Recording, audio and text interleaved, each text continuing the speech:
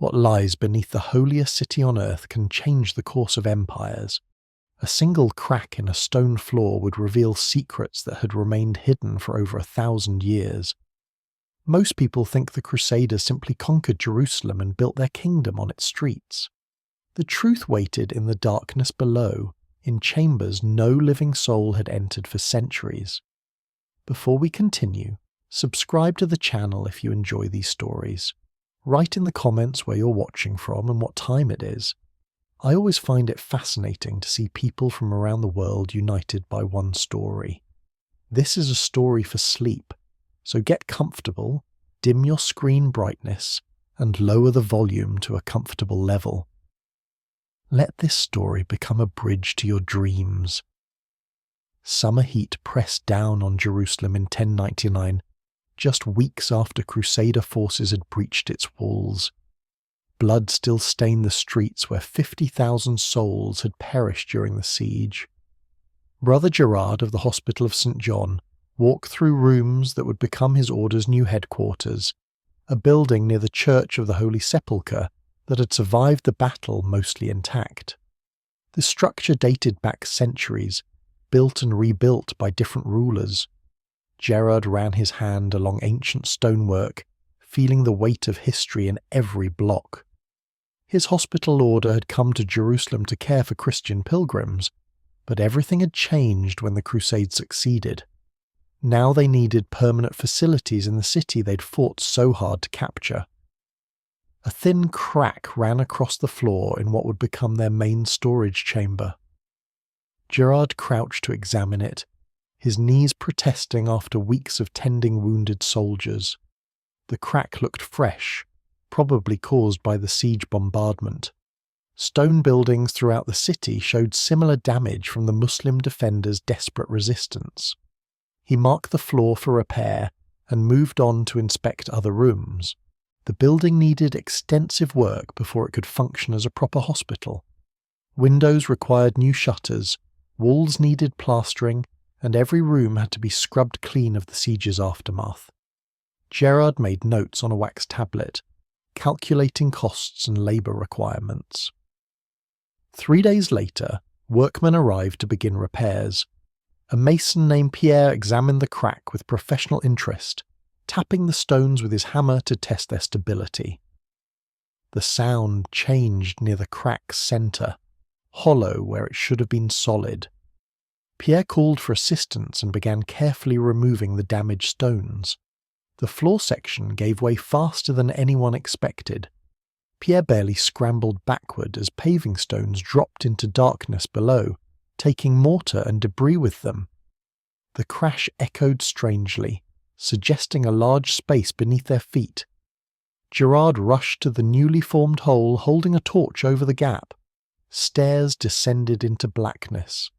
Not a collapsed cellar or buried room, but deliberately carved steps leading down into the bedrock beneath Jerusalem.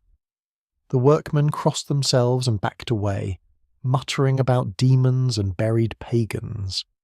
Gerard ordered them to stop and fetch rope along with more torches. The discovery demanded immediate investigation. Jerusalem's conquest had given the Crusaders control of the Holy City, but they understood almost nothing about its actual layout beyond what they could see. Muslim defenders had fought from positions that seemed to appear from nowhere during the siege. Now Gerard wondered if they'd been using passages the Christians knew nothing about. He kept the discovery quiet at first. The Knights Templar and other military orders already competed for power and resources in the newly conquered city. If these stairs led to something valuable, gold, weapons, or strategically important passages, Gerard wanted the Hospitallers to secure it first. 2 knights from his order volunteered for the initial descent. Raymond was a veteran fighter who'd survived the entire crusade from France to Jerusalem. Martin had been a stonemason before taking religious vows, making him invaluable for assessing any ancient construction they might find. Both men tied ropes around their waists and lit torches from the fire Gerard had ordered built near the hole. The stairs proved steep and narrow, carved directly into limestone bedrock. Someone had shaped these steps with great skill, creating uniform height and depth, even as they spiraled downward. The air grew cooler with each step, carrying a strange musty scent mixed with something else, the faint smell of old water and stone dust. After descending what Martin estimated as 40 feet, the stairs opened into a passage. The ceiling rose high enough for a tall man to stand upright, while the width allowed 3 people to walk abreast. This was no secret escape tunnel hastily dug during a siege. The scale and craftsmanship suggested major engineering, something planned and executed with significant resources. Raymond's torchlight revealed walls covered in tool marks, the kind left by iron chisels striking systematically against rock. The passage ran straight for perhaps 30 paces before turning sharply to the right. Side niches had been carved at regular intervals, and in several of these the explorers found something that made them pause. Oil lamps sat in the niches, ancient bronze vessels with dried wicks. Someone had placed them there long ago to light this underground route. The lamps showed no signs of being knocked over or deliberately removed. They simply sat where their last users had left them, as if the people who'd worked or lived down here had intended to return but never did. Martin examined the lamps closely without touching them. Bronze work. This find suggested Roman origin, possibly earlier. The style matched artifacts he'd seen in Constantinople during the Crusades' passage through Byzantine territory, but Roman occupation of Jerusalem had ended centuries ago. Why would their lamps still be sitting undisturbed in these tunnels? The passage turned again, opening into a larger chamber. Here the explorers found more evidence of hasty abandonment. Wooden beams that had once supported additional structures lay rotting on the floor. Clay pots, most broken but some intact, clustered in one corner. A workbench carved from the stone wall still held tools, bronze implements crusted with age, their wooden handles long since decayed to dust. Raymond tugged his rope, signalling Gerard above that they'd found something significant. The passage continued beyond the chamber, splitting into multiple directions. Without more light and people, they couldn't explore further safely. But what they'd already seen suggested these tunnels extended far beyond the hospital's property. Gerard descended next, bringing 3 more knights and additional torches. He walked through the chamber slowly, examining everything with the careful eye of someone who'd managed hospitals and dealt with practical matters throughout his adult life. The oil lamps intrigued him most. People didn't abandon good bronze lamps unless they left in great haste or feared they'd never return. He ordered Martin to sketch everything they saw, creating maps that might prove vital later. The other knights fanned out to explore the immediate area, reporting back that at least 4 different passages led away from the main chamber. One passage showed signs of partial collapse, with rubble blocking what had once been a clear route. Another descended even deeper through a series of rough-cut steps that looked much older than the worked stone around them. The strangest discovery came from a knight named Guillaume, who'd ventured down one of the side passages. He returned carrying a piece of stone with markings carved into its surface. The symbols meant nothing to any of them. Not Latin, not Greek, not Arabic or Hebrew. Whatever language or code this represented came from a civilization none of them recognized. Gerard traced the carved symbols with his finger, feeling edges worn smooth by time. Multiple peoples had occupied Jerusalem over thousands of years. Canaanites, Israelites, Babylonians, Greeks, Romans, Byzantines, Muslims, and now Crusaders had all called the city their own. Each group had built on the ruins of their predecessors, creating layers of history stacked one atop another. But these tunnels suggested something more deliberate than simple ruins buried by time.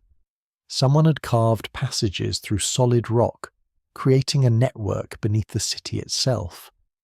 The effort required would have been enormous, demanding years of labour by skilled workers. No one undertook such projects without serious purpose. These tunnels had served vital functions: water storage, defence, secret movement, or perhaps all three. The exploration continued for hours as more Hospitallers descended to map and investigate. They found additional chambers, some large enough to house dozens of people. Water stains on walls showed where ancient floods had reached, suggesting these spaces connected to Jerusalem's water supply somehow.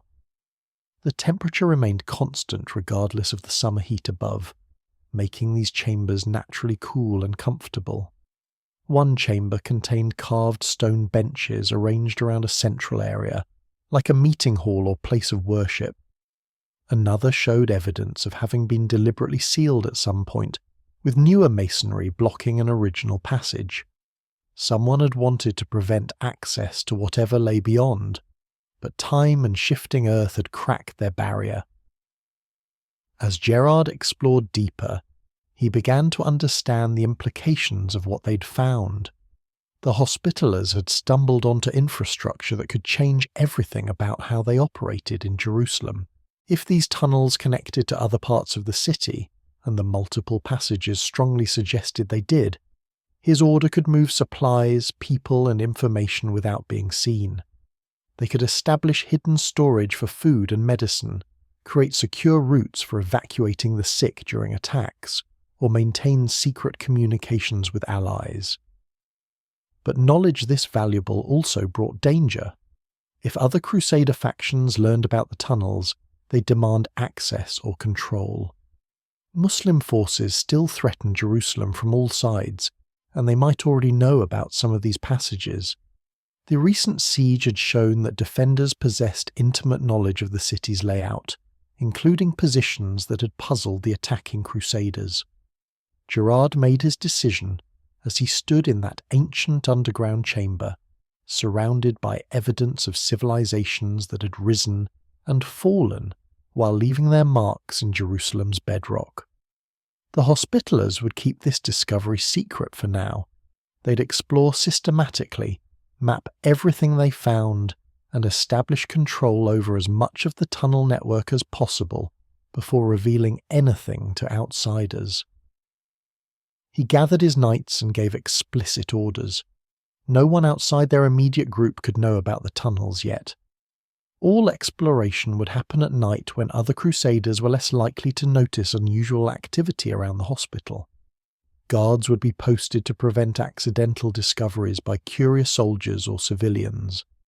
Maps would be kept secure, and only senior members of the Order would have access to information about what lay beneath their feet. The knights swore oaths to maintain secrecy, understanding what their founder had recognized. Power in Jerusalem didn't just come from controlling its gates and walls. True power belonged to those who understood the city's hidden depths, who could move unseen and strike from unexpected directions. As Gerard climbed back to the surface, his mind raced with possibilities and concerns. They'd barely explored a fraction of what these tunnels might contain. The oil lamps and tools suggested Roman-era use at minimum, but those strange symbols pointed to something far older. The deliberate sealing of certain passages implied dangers or secrets that previous occupants had tried to hide or protect. Jerusalem above ground represented Christianity's holiest site, fought over for centuries by empires and faiths.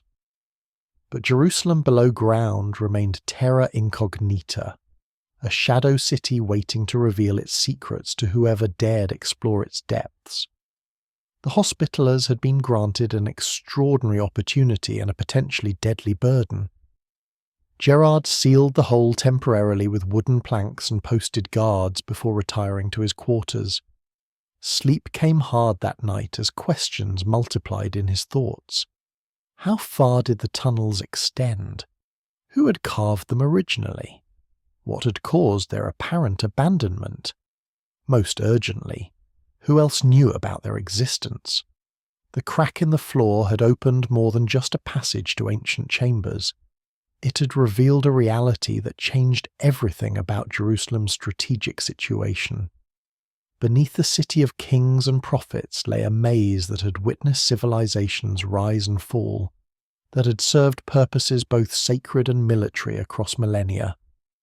The Hospitallers' discovery would reshape their order's destiny in ways Gerard couldn't yet imagine. But as he finally drifted towards sleep, one thought persisted above all others. They'd found the entrance to something vast and ancient. Now they needed to learn its secrets before those secrets destroyed them. The exploration had only just begun. Night exploration became the Hospitallers' new routine. Gerard organised his nights into rotating teams, each group descending with fresh torches and coils of rope to map the darkness systematically. The work progressed slowly as they learned to navigate passages that twisted and branched in unexpected directions. Martin's mapping skills proved essential. He measured distances by counting paces, noted ceiling heights with a marked pole, and sketched junctions with remarkable accuracy. Within a week, his drawings revealed a network far more extensive than anyone had anticipated. The tunnels didn't just run beneath the hospital. They spread outward in multiple directions, reaching toward other parts of Jerusalem's Christian quarter. The first major discovery came when Raymond's team found an enormous chamber that dwarfed everything they'd seen before. Their torches barely illuminated walls that curved away into shadow on all sides. The ceiling arched overhead at least 30 feet up, supported by massive stone pillars carved from the living rock. Water sounds echoed strangely in the vast space. A cistern. Not merely a water storage tank, but an engineering marvel that could have supplied thousands of people. The water level had dropped over centuries, leaving high watermarks on the walls that showed this chamber had once been nearly full. Stone channels carved into the floor directed water flow with mathematical precision, feeding smaller passages that branched away like arteries from a heart. Raymond descended to the water's edge carefully, testing each step on the slick stone. The water itself appeared surprisingly clear, fed by springs or aqueducts that still functioned after all these years. He filled a leather flask and brought it up for inspection. Gerard had it tested by the hospital's physicians, who declared it pure enough to drink.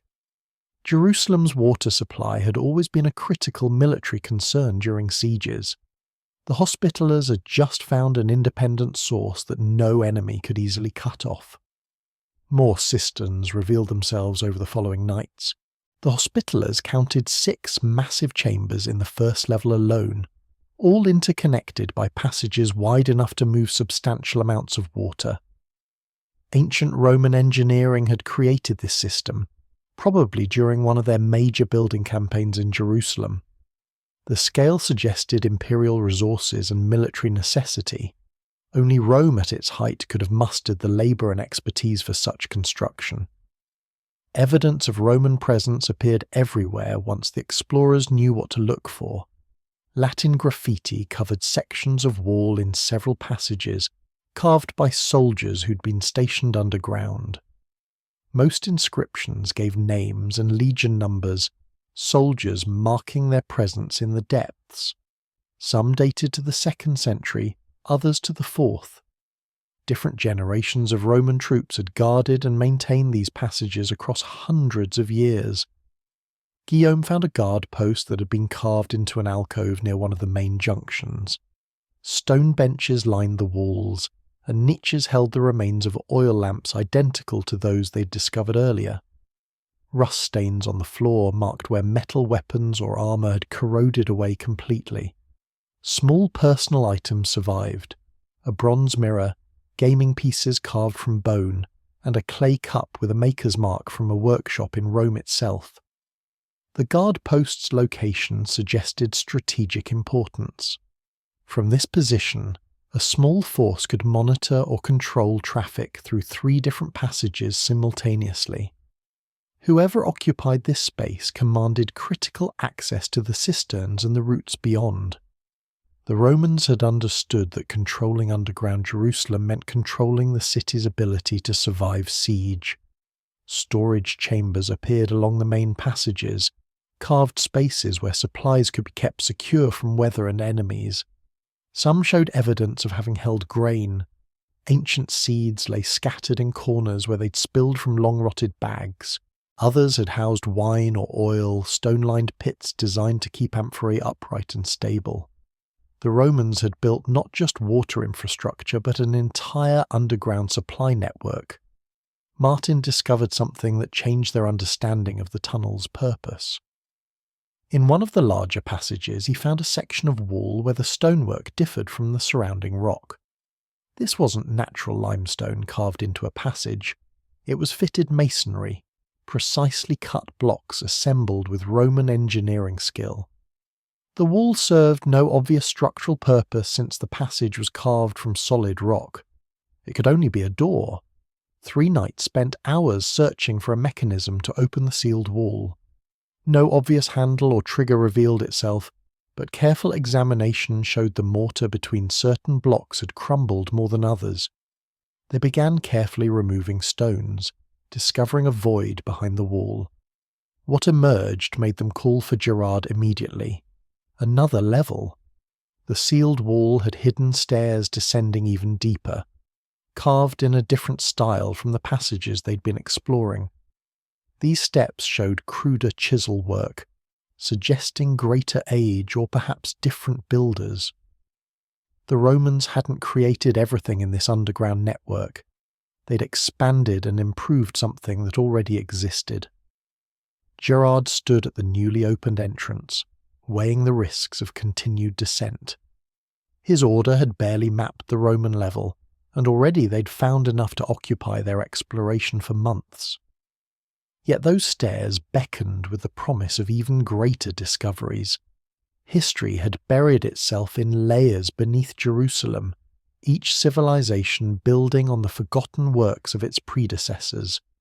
He ordered the descent to continue, but limited the exploring party to 3 knights, including himself.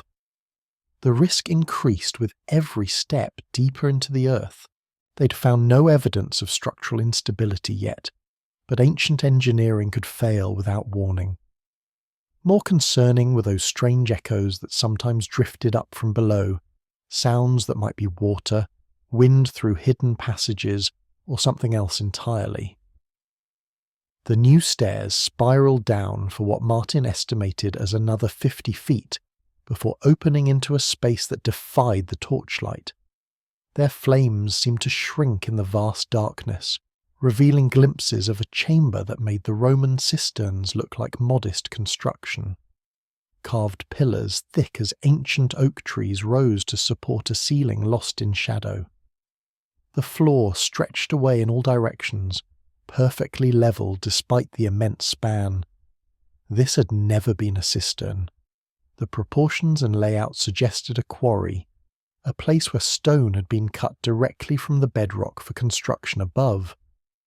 Martin recognized the signs immediately, systematic cutting patterns where blocks had been separated from the mother rock, channels cut to allow water to crack the stone loose, and the telltale marks of bronze tools different from the iron implements used by later builders. Jerusalem had literally been built from beneath itself. The city's magnificent temples and walls had come from these underground quarries, hauled up through passages and shafts that connected to the surface. Whoever controlled these spaces in ancient times had controlled the very material needed to construct the city above. Economic and military power combined in these depths. Fresh discoveries accumulated rapidly now. In one section of the quarry they found an area where work had stopped abruptly. Half-cut blocks remained attached to the floor, abandoned mid-extraction. Tools lay scattered as if workers had dropped them and fled. The scene suggested panic rather than orderly work completion. Something had driven the ancient quarrymen away without time to collect their valuable bronze implements. Ancient Hebrew inscriptions appeared on one wall, carved much more roughly than the Roman graffiti they'd seen above. The letters were archaic, difficult even for Gerard to decipher with his limited knowledge of the language. He copied them carefully for later translation by scholars more versed in ancient texts. But certain words seemed clear enough: references to Solomon, to the temple, to sacred work performed in darkness.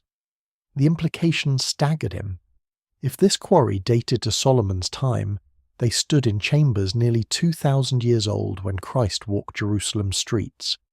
The Romans had discovered this ancient network and incorporated it into their own infrastructure. The Byzantines after them had done the same. Now the Crusaders had inherited secrets that spanned millennia. But the quarry level showed something the Roman passages hadn't: evidence of deliberate destruction. Certain passages had been collapsed from within, rubble carefully piled to block routes that had once been open. Someone had decided which connections to maintain and which to sever. The work looked intentional rather than accidental, suggesting later inhabitants had reasons to restrict access to specific areas. Guillaume discovered a sealed chamber that showed particularly careful blocking. Someone had built a wall of fitted stones across what had been a passage entrance, then filled the space behind with rubble until the passage was completely impassable. The blocking stones bore carved warnings in Hebrew, archaic script that Gerard couldn't fully read. But the meaning seemed clear enough. Whatever lay beyond that sealed passage, ancient builders had wanted it to stay buried. The water system's sophistication became even more apparent at this deeper level. The quarry connected to natural springs and underground streams that had existed long before human excavation. Ancient engineers had directed these water sources into the cisterns above through channels cut with geometric precision. The entire network operated by gravity flow, requiring no pumps or mechanisms that could fail. Roman improvements had perfected a system designed centuries earlier. Martin traced water channels through multiple chambers, discovering that the system connected to surface buildings across a wide area. Any structure above could potentially tap into this underground supply through vertical shafts and passages. The Hospitaler's own building sat above just one access point. Other shafts likely emerged in buildings now controlled by different Crusader factions, Muslim quarters, or areas that remained contested. The strategic revelation couldn't be ignored. Whoever truly understood and controlled these tunnels could influence water supply throughout the Christian quarter. During a siege, when surface aqueducts might be cut by attackers, these ancient passages could mean the difference between survival and surrender. The knowledge gave the Hospitallers power they'd never anticipated having. Yet with each discovery came growing unease. Fresh marks appeared on certain walls, scratches that looked recent compared to ancient Roman graffiti. Someone else had been down here, possibly within the last few years. Muslim defenders during the siege might have used these passages, or perhaps refugees still hid in the depths, avoiding Crusader patrols above. The tunnels remained active in ways the Hospitallers hadn't initially considered. Gerard ordered increased caution and established a rotation of armed guards at key junctions. His explorers now carried weapons along with torches and mapping equipment. The Order's physician examined all returning knights for signs of illness from the underground air, but so far everyone remained healthy. The constant temperature and flowing water kept the spaces surprisingly livable despite their depth. Coins discovered in various chambers told a story of continuous occupation. Roman currency from multiple emperors lay mixed with Byzantine coins and even some Islamic dirhams. Each ruling power had used these passages for their own purposes, adding their marks to the accumulated history carved into Jerusalem's foundations. The Crusaders were merely the latest in a long succession of occupiers who discovered the shadow city beneath the Holy One. The passages continued beyond where the Hospitallers dared explore in those first weeks. Distant echoes suggested chambers and routes they hadn't yet mapped. Some passages descended even deeper, stairs spiralling down into darkness that their torches couldn't penetrate. Others ran horizontally for distances Martin couldn't accurately measure, potentially reaching clear across the old city or beyond its walls. Gerard made the decision to consolidate their position, rather than push exploration too aggressively. The Roman level and the ancient quarry beneath it represented enough discovery to occupy his order for years.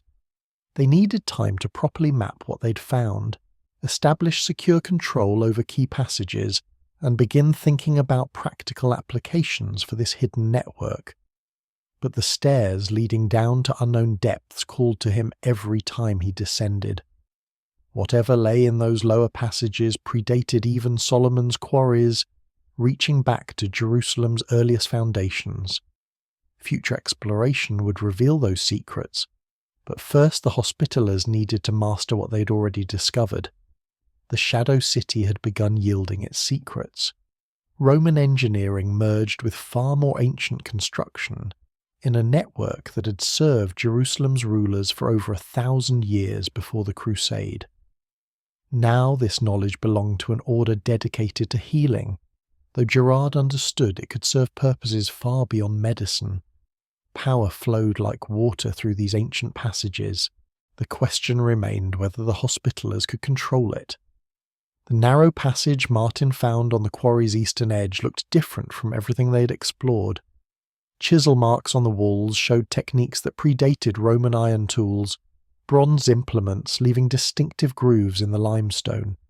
Gerard approved a small expedition to investigate, knowing each descent carried them further from safety, but closer to understanding Jerusalem's deepest secrets. 4 knights descended through an opening barely wide enough for armoured men.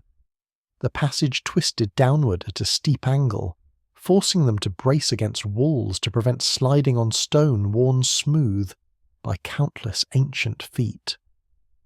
Water had flowed here once, carving channels that made footing treacherous. Their torches revealed walls that glistened with moisture seeping through cracks in the bedrock. The passage opened suddenly into a space that silenced even Raymond's usual commentary. Chamber after chamber stretched into darkness, each carved with precision that seemed impossible for the era it must represent. The ceilings averaged 12 feet high, supported by pillars left standing as the rock around them was removed. Walls showed systematic cutting patterns, where workers had extracted stone block by block, creating rooms from what had been solid earth. Tool marks covered every surface in patterns Martin recognized from his stonemasonry training. Bronze chisels had shaped this space, struck thousands of times by hammers that left their signature in the rock. The work represented decades of labour by skilled craftsmen who understood stone's properties intimately. But the scale suggested something beyond mere quarrying. This looked like deliberate creation of inhabitable space. Hebrew inscriptions marked different sections, carved deep into walls at regular intervals. The letter appeared more formal than the hasty graffiti they'd seen above, suggesting official documentation rather than personal messages. Gerard copied them methodically, recognizing enough words to grasp their purpose: work assignments, section numbers, measurements. This had been an organized operation with record-keeping and planning. One inscription mentioned the temple specifically, using archaic Hebrew that placed it during Solomon's reign. The carved words described stone extraction for sacred construction, work blessed by priests and directed by royal architects.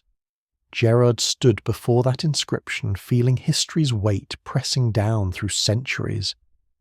These chambers had provided material for one of humanity's most legendary structures. The knights spread out to explore adjoining rooms, their torchlight revealing chamber after chamber connected by passages of varying width. Some spaces could have housed families, with carved benches along walls and niches for lamps or storage.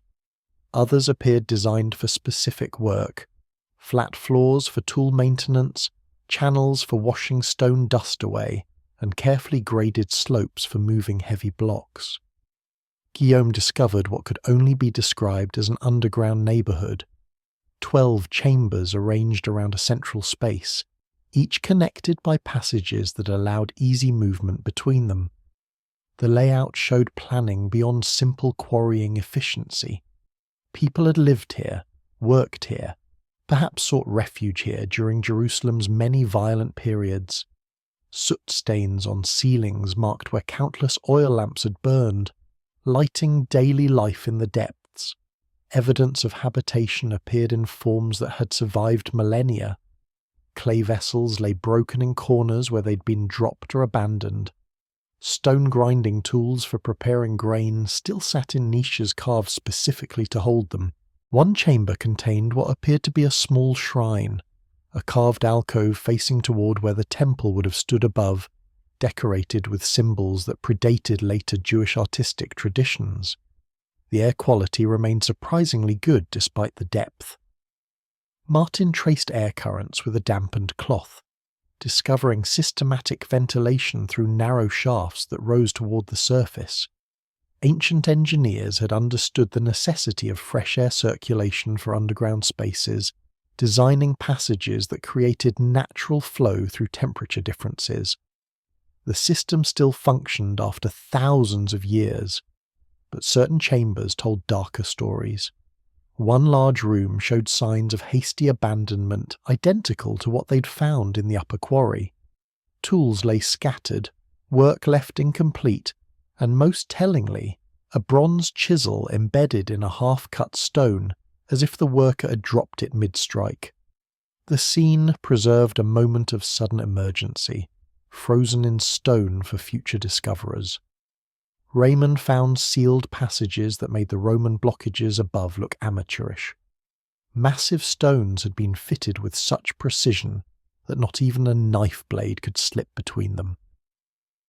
The work showed master craftsmanship devoted to making certain sections permanently impassable.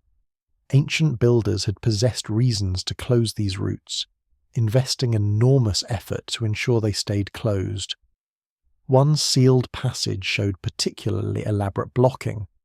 3 separate walls had been constructed one behind another, each built from carefully fitted stones.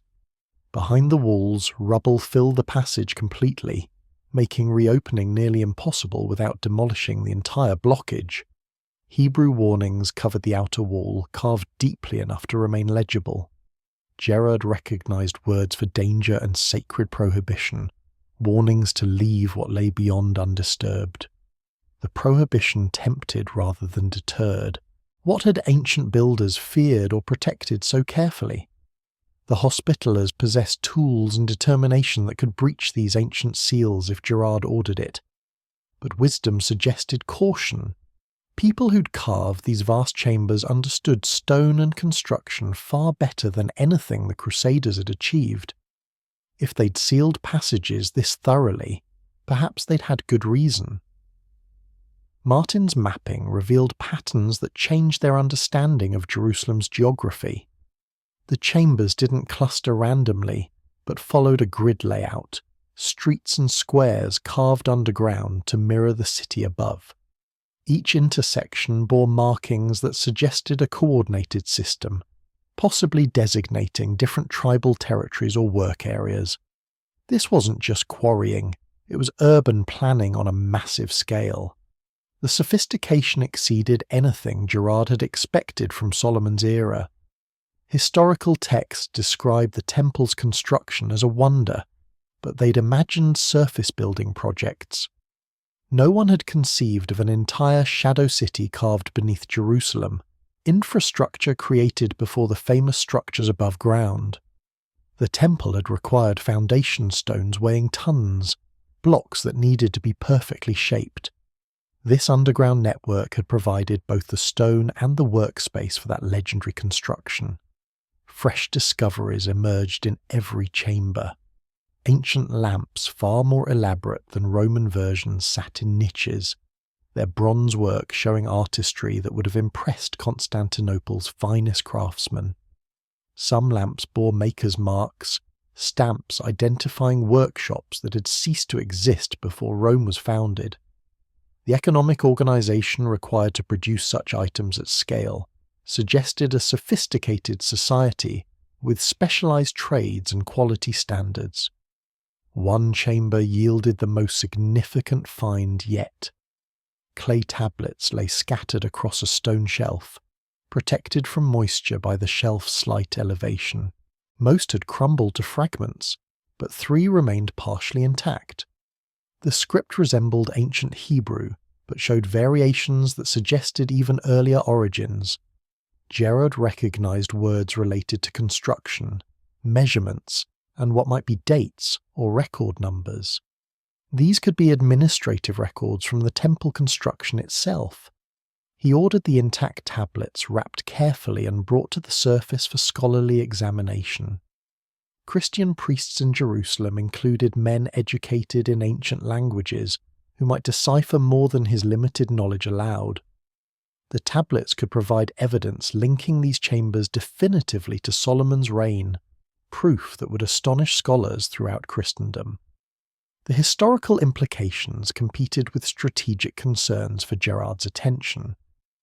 Guillaume discovered chambers that showed evidence of multiple occupation periods. The original Bronze Age construction had been modified by later inhabitants who'd carved additional features into existing walls. Some passages had been widened, others narrowed with added masonry.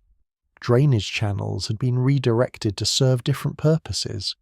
Each generation had adapted the spaces to their needs, while preserving the fundamental structure. The discovery that stunned them most came in a chamber Martin was mapping near the edge of their explored area. Strange air currents had drawn his attention, drafts stronger than elsewhere. Careful examination revealed a crack in the floor, natural stone fracture that had widened over time. Dropping a torch through the gap, Martin watched it fall at least 60 feet before hitting bottom, the light revealing yet another level of chambers below. Jerusalem descended in layers like some geological formation, each stratum representing a different era of human occupation and construction. The Romans had built atop Bronze Age works, which themselves might rest on something even older. The city possessed depths no one had fully documented or explored. Every answer raised new questions about who had carved these spaces and why.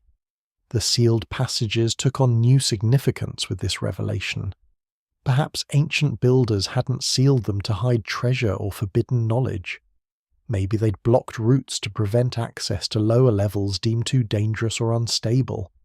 The prohibition might represent practical engineering concerns rather than religious taboos. Or possibly both, if ancient engineers had encountered something in the depth that frightened them. Gerard ordered exploration to pause while they consolidated their discoveries.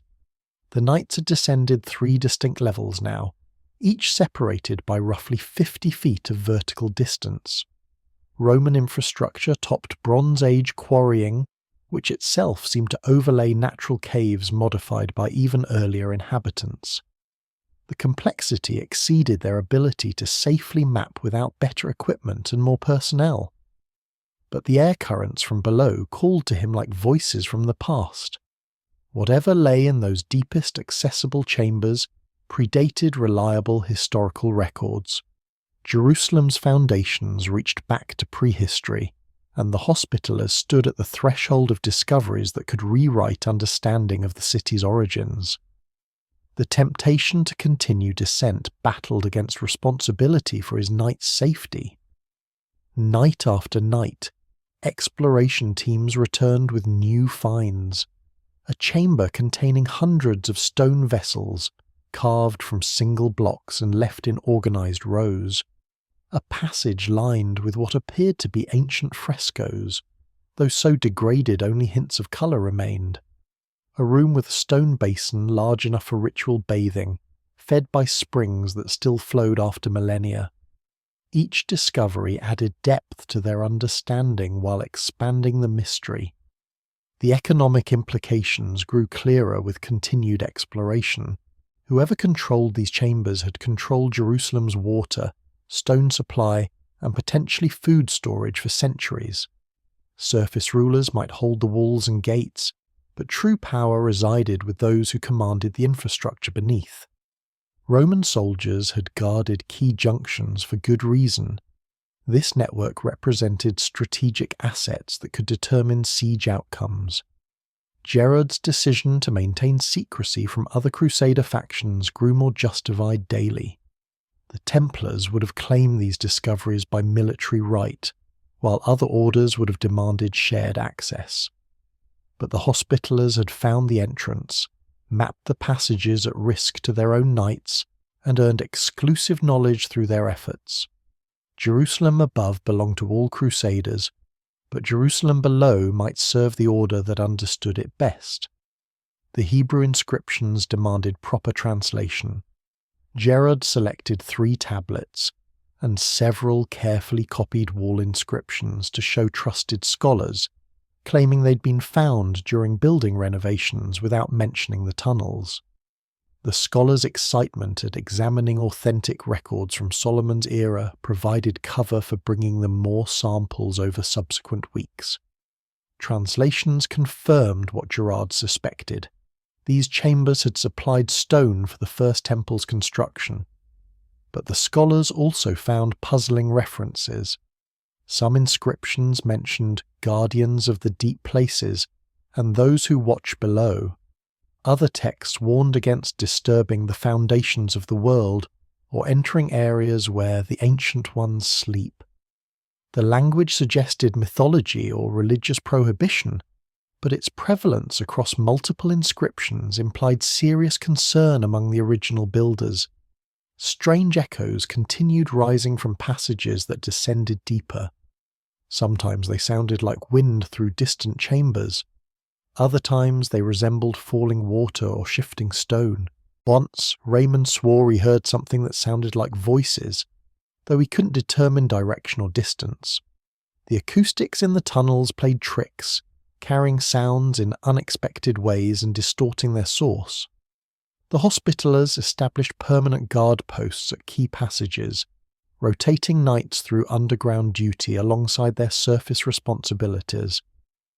The Order's routine adapted to include this hidden dimension, soldiers becoming familiar with routes and chambers that previous occupants had known by heart. Jerusalem above and Jerusalem below merged into a single strategic reality that only the Hospitallers fully comprehended.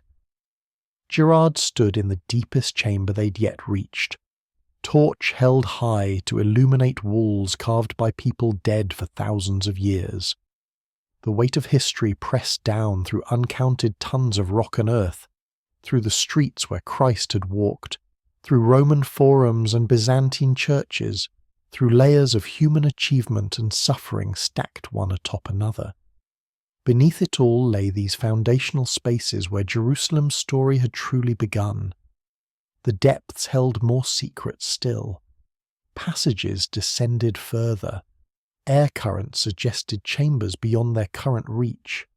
And somewhere in that unknown darkness, ancient builders had encountered something that made them seal entire sections with desperate thoroughness.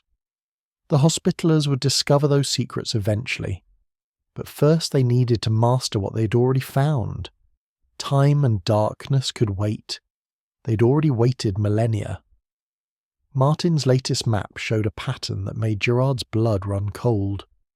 3 major passages from the Bronze Age level ran east, all oriented toward the same destination.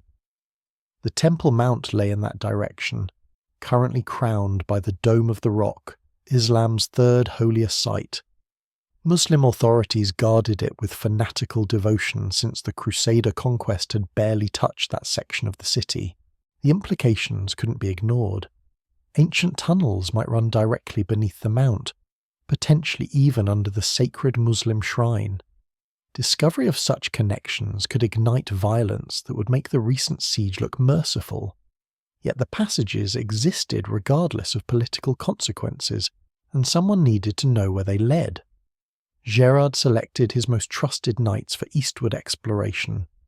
Raymond, Martin, and Guillaume understood the stakes. They carried minimal equipment, torches, rope, weapons, and mapping supplies. No armour that might clank against stone walls. Speed and silence mattered more than protection in passages where discovery could trigger disaster. The easternmost tunnel descended through natural rock formations before returning to worked stone. Someone had connected natural caves to quarried passages, creating routes that wound around obstacles rather than through them.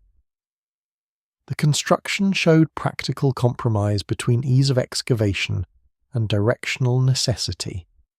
Ancient engineers had wanted to reach specific destinations and adapted their routes accordingly.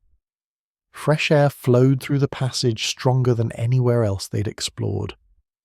Martin traced the current to narrow shafts rising toward the surface, vertical channels that brought ventilation from above. The shafts showed recent maintenance. Stones cleared from openings, debris removed to improve airflow. Someone had kept these passages functional long after the original builders died.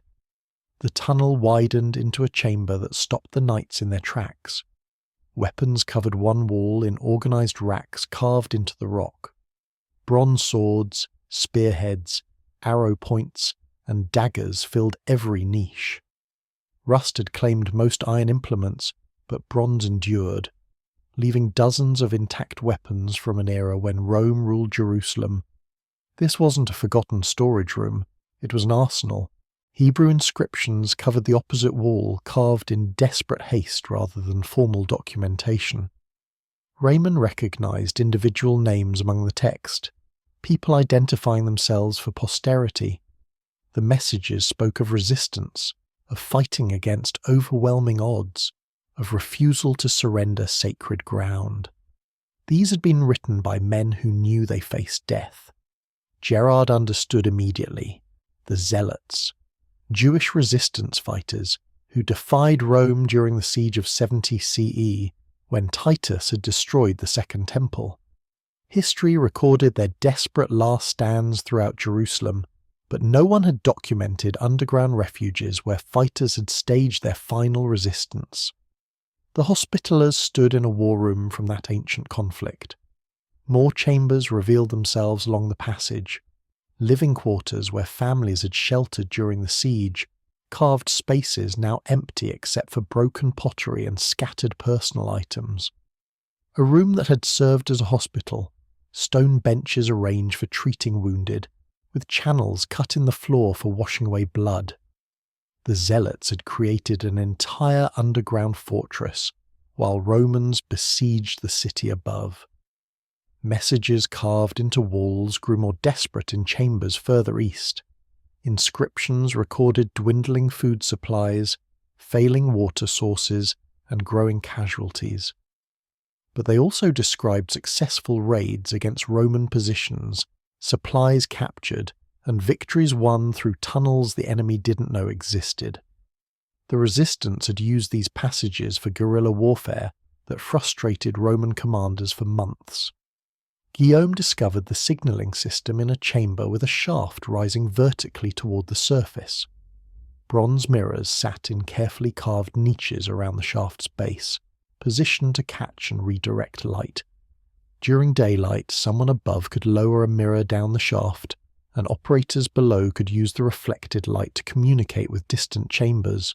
The system worked both ways. Signals from below could reach the surface through the same mirrors. The knights tested the system with torches, finding they could send light signals to a chamber 50 yards away through a series of placed mirrors. Ancient engineers had understood angles and reflection with mathematical precision, creating a communications network that required no sound.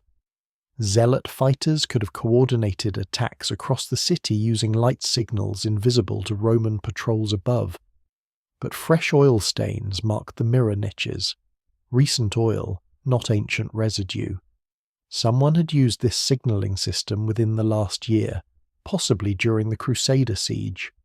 Muslim defenders might have employed the same tunnels and techniques that Zealots had perfected a millennium earlier. The underground fortress had served multiple resistance movements across history. The passage continued east with increasing signs of recent use. Fresh torch marks blackened walls in several places.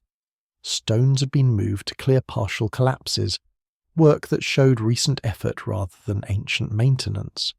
Footprints pressed into dust suggested multiple people had travelled this route within months. The Hospitallers were following a path that others currently knew and used. Raymond signalled caution as they approached a junction where 4 passages met. The acoustics changed here, echoes suggesting large open spaces beyond. Water sounds came from multiple directions, indicating connection to the city's water system at a fundamental level. This junction represented a nexus point, somewhere crucial to underground movement across Jerusalem. The northern passage from the junction showed the most recent activity: disturbed dust, moved stones, and even a piece of fabric caught on a wall projection, evidence that couldn't be more than weeks old. Gerard faced a choice: continue following this active route and risk encountering whoever else used these tunnels, or retreat with the knowledge they'd gained. The first option could lead to violence in cramped spaces where escape would be nearly impossible. They pressed forward. The passage rose gradually, suggesting approach to the surface or to another major structure's foundations.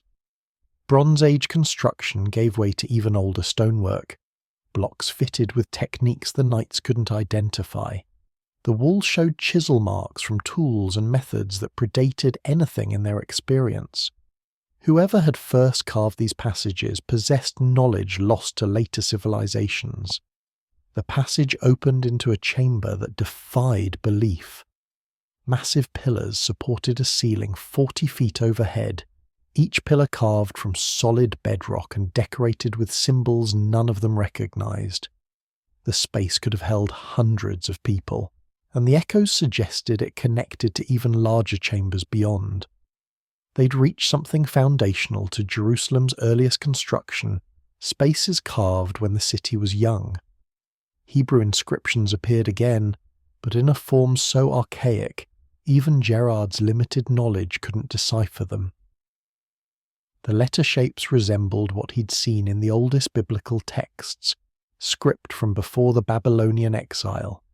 If these inscriptions dated that far back, this chamber had witnessed events from the First Temple period, possibly even earlier.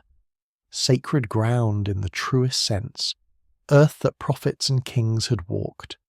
Stone doors blocked passages leading from the chamber's far side. Not sealed with rubble like the passages they'd found before, but fitted with actual moving doors carved from single massive blocks.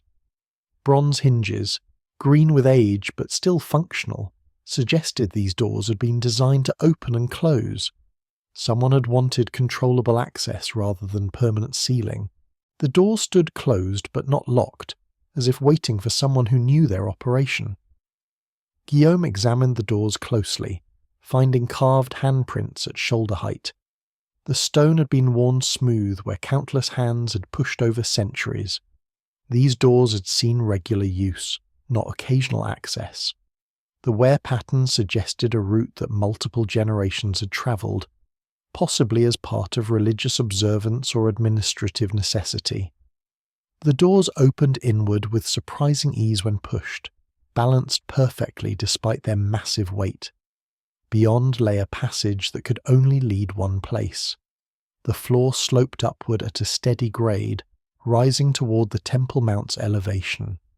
Ancient builders had carved a direct route from the lower city to their most sacred site, a protected passage that allowed movement even during siege or attack. Priests and guardians could have travelled this route unseen, maintaining temple operations regardless of surface conditions. Fresh footprints mark the dust-covered floor beyond the stone doors, multiple sets, some showing bare feet and others simple sandals. Muslim refugees must be using this route, hiding in the depths while crusaders controlled the surface. The realization brought both understanding and danger. These weren't soldiers or spies, but families seeking safety in the ancient passages their ancestors had known for generations. Gerard held up his hand, signalling a halt. They'd reached the limit of what they could safely explore without triggering the conflict he'd feared. This passage clearly connected to the Temple Mount's foundation, possibly emerging within the dome of the rock's underground chambers. Muslim authorities would view Christian presence in such tunnels as desecration warranting immediate violent response. The entire city could erupt if this discovery became known. But Martin had already mapped enough to confirm the connection existed. The strategic implications were staggering. The Hospitallers possessed access to passages that reached Jerusalem's most protected site, routes that could theoretically allow covert movement to areas no crusader had entered since the conquest. Military applications competed with religious sensitivities in Gerard's racing thoughts. Evidence throughout these passages showed they'd served defensive purposes repeatedly across history. Zealots had fought Romans from these chambers. Earlier defenders had likely used them against Babylonian and Greek invaders. The tunnels represented Jerusalem's deepest defensive infrastructure, positions from which successive generations had resisted conquest. Now the Hospitallers knew these secrets, knowledge that could shift power dynamics throughout the Crusader kingdom. The stone doors swung shut behind them as they retreated, bronze hinges moving silently despite centuries of age. Whoever had engineered these passages had built them to last millennia, creating infrastructure that remained functional across eras of occupation, siege, and destruction. The doors would keep closing and opening for future generations, gates between surface reality and underground truth. Raymond marked their route carefully as they returned to mapped territory. The eastward passages represented both opportunity and threat, routes that could serve the Order or destroy it depending on how knowledge was managed. Gerard's decision to maintain secrecy from other Crusaders now extended to hiding their most dangerous discovery, direct access toward Islam's third holiest site through ancient Jewish passages. The implications for religious conflict seemed infinite. Christians walking tunnels that had served Jewish resistance beneath ground now sacred to Islam created theological complications beyond military concerns. Yet the passages existed regardless of who found them offensive. Jerusalem's underground didn't recognize surface boundaries or religious divisions. Stone cared nothing for human politics. They emerged into the Roman level as dawn approached above. Guards at the hospital entrance reported no unusual activity during the night. Surface Jerusalem continued its routines while the Hospitallers processed discoveries that could reshape the city's future. Gerard ordered absolute silence about what they'd found, restricting knowledge to the 5 knights who'd made the eastern exploration. The clay tablets they'd brought back from earlier expeditions now took on new significance. Scholars translating ancient Hebrew had puzzled over references to the sacred way beneath and the hidden path to the Lord's house. Those phrases suddenly made perfect sense. Ancient priests had walked from the lower city to the temple through passages that remained secret even in written records. The tablets documented infrastructure designed to stay hidden. Gerard faced unprecedented choices. The Hospitallers could seal the eastern passages, preventing anyone from using them but also abandoning potential strategic advantages. They could continue exploration, risking discovery and conflict with Muslim authorities, or they could quietly control access while gathering more intelligence about who else knew and used these routes. Each option carried dangers that could destroy not just the Order, but potentially trigger renewed warfare throughout the kingdom. The underground arsenal suggested one more option. Zealots had stockpiled weapons in chambers the Hospitallers now controlled. Ancient bronze might not match modern steel, but the tactical principles remained valid. Hidden passages to key locations, supply caches in secure chambers, and communication systems that avoided enemy detection. These advantages could serve Christian defenders just as they'd served Jewish resistance fighters centuries before. But Gerard's order had been founded to heal, not to wage covert warfare. The hospital's mission focused on caring for pilgrims and sick, not on military operations in ancient tunnels. Yet circumstances had thrust these discoveries upon them, and ignoring their implications seemed both foolish and dangerous. Jerusalem's underground had revealed itself to the Hospitallers specifically, perhaps offering advantages they'd need for survival in this contested land. The eastern passages would remain accessible but carefully guarded. Gerard established new protocols requiring his personal approval before anyone ventured toward the Temple Mount connection. Knowledge of that route stayed restricted to the knights who'd explored it, with written records hidden separately from other maps. The most dangerous discovery would be the most carefully protected secret. Surface politics continued while underground reality remained hidden. Other Crusader orders competed for power and influence in Jerusalem, unaware that the Hospitallers had discovered infrastructure that could change every calculation about the city's defense. Muslim authorities protected their sacred sites, not knowing that ancient passages ran beneath them, accessible to those who understood the Shadow City's geography. The crack in the floor that had started everything now seemed like fate rather than accident. Of all the buildings in Jerusalem, the Hospitallers had been given one sitting atop passages that reached across the entire old city. Of all the Crusader orders, theirs had been the one to find and explore these depths systematically. The discovery seemed too convenient to be mere chance. Gerard stood at the hospital entrance watching sunrise light the city's ancient stones. Beneath his feet lay secrets that had outlasted empires and religions, infrastructure that had served Jerusalem's defenders across thousands of years.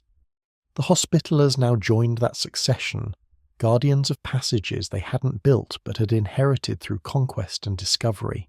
The question remained what they would do with that inheritance, and who else might be asking the same question in chambers the knights hadn't yet explored.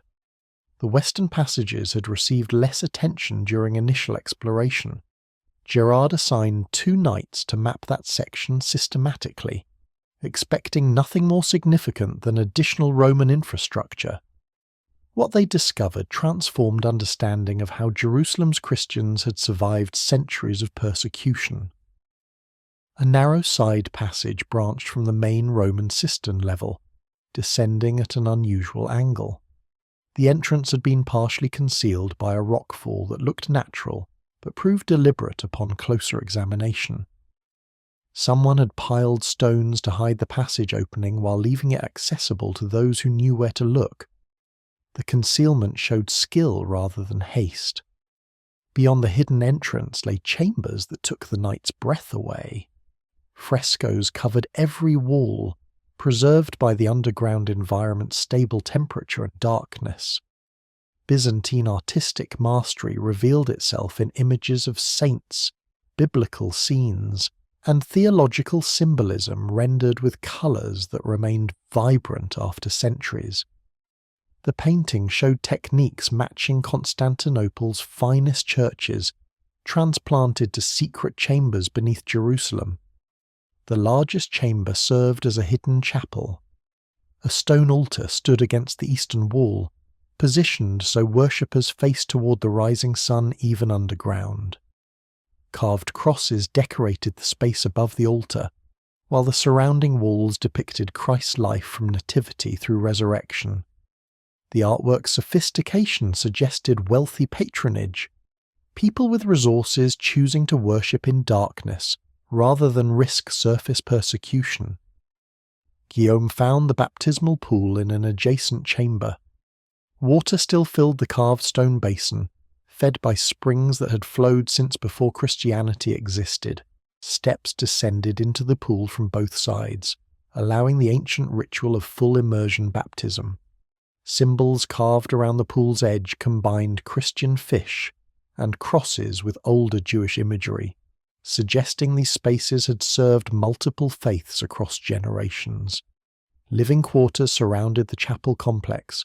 Small chambers carved into walls showed evidence of long-term habitation. Stone shelves held the remains of personal possessions, broken pottery, corroded metal objects, and pieces of fabric preserved in the dry sections. Families had lived here, not just hidden temporarily, but established entire households in the depths during dangerous periods above. Burial niches lined one passage, small carved spaces that had held wrapped bodies.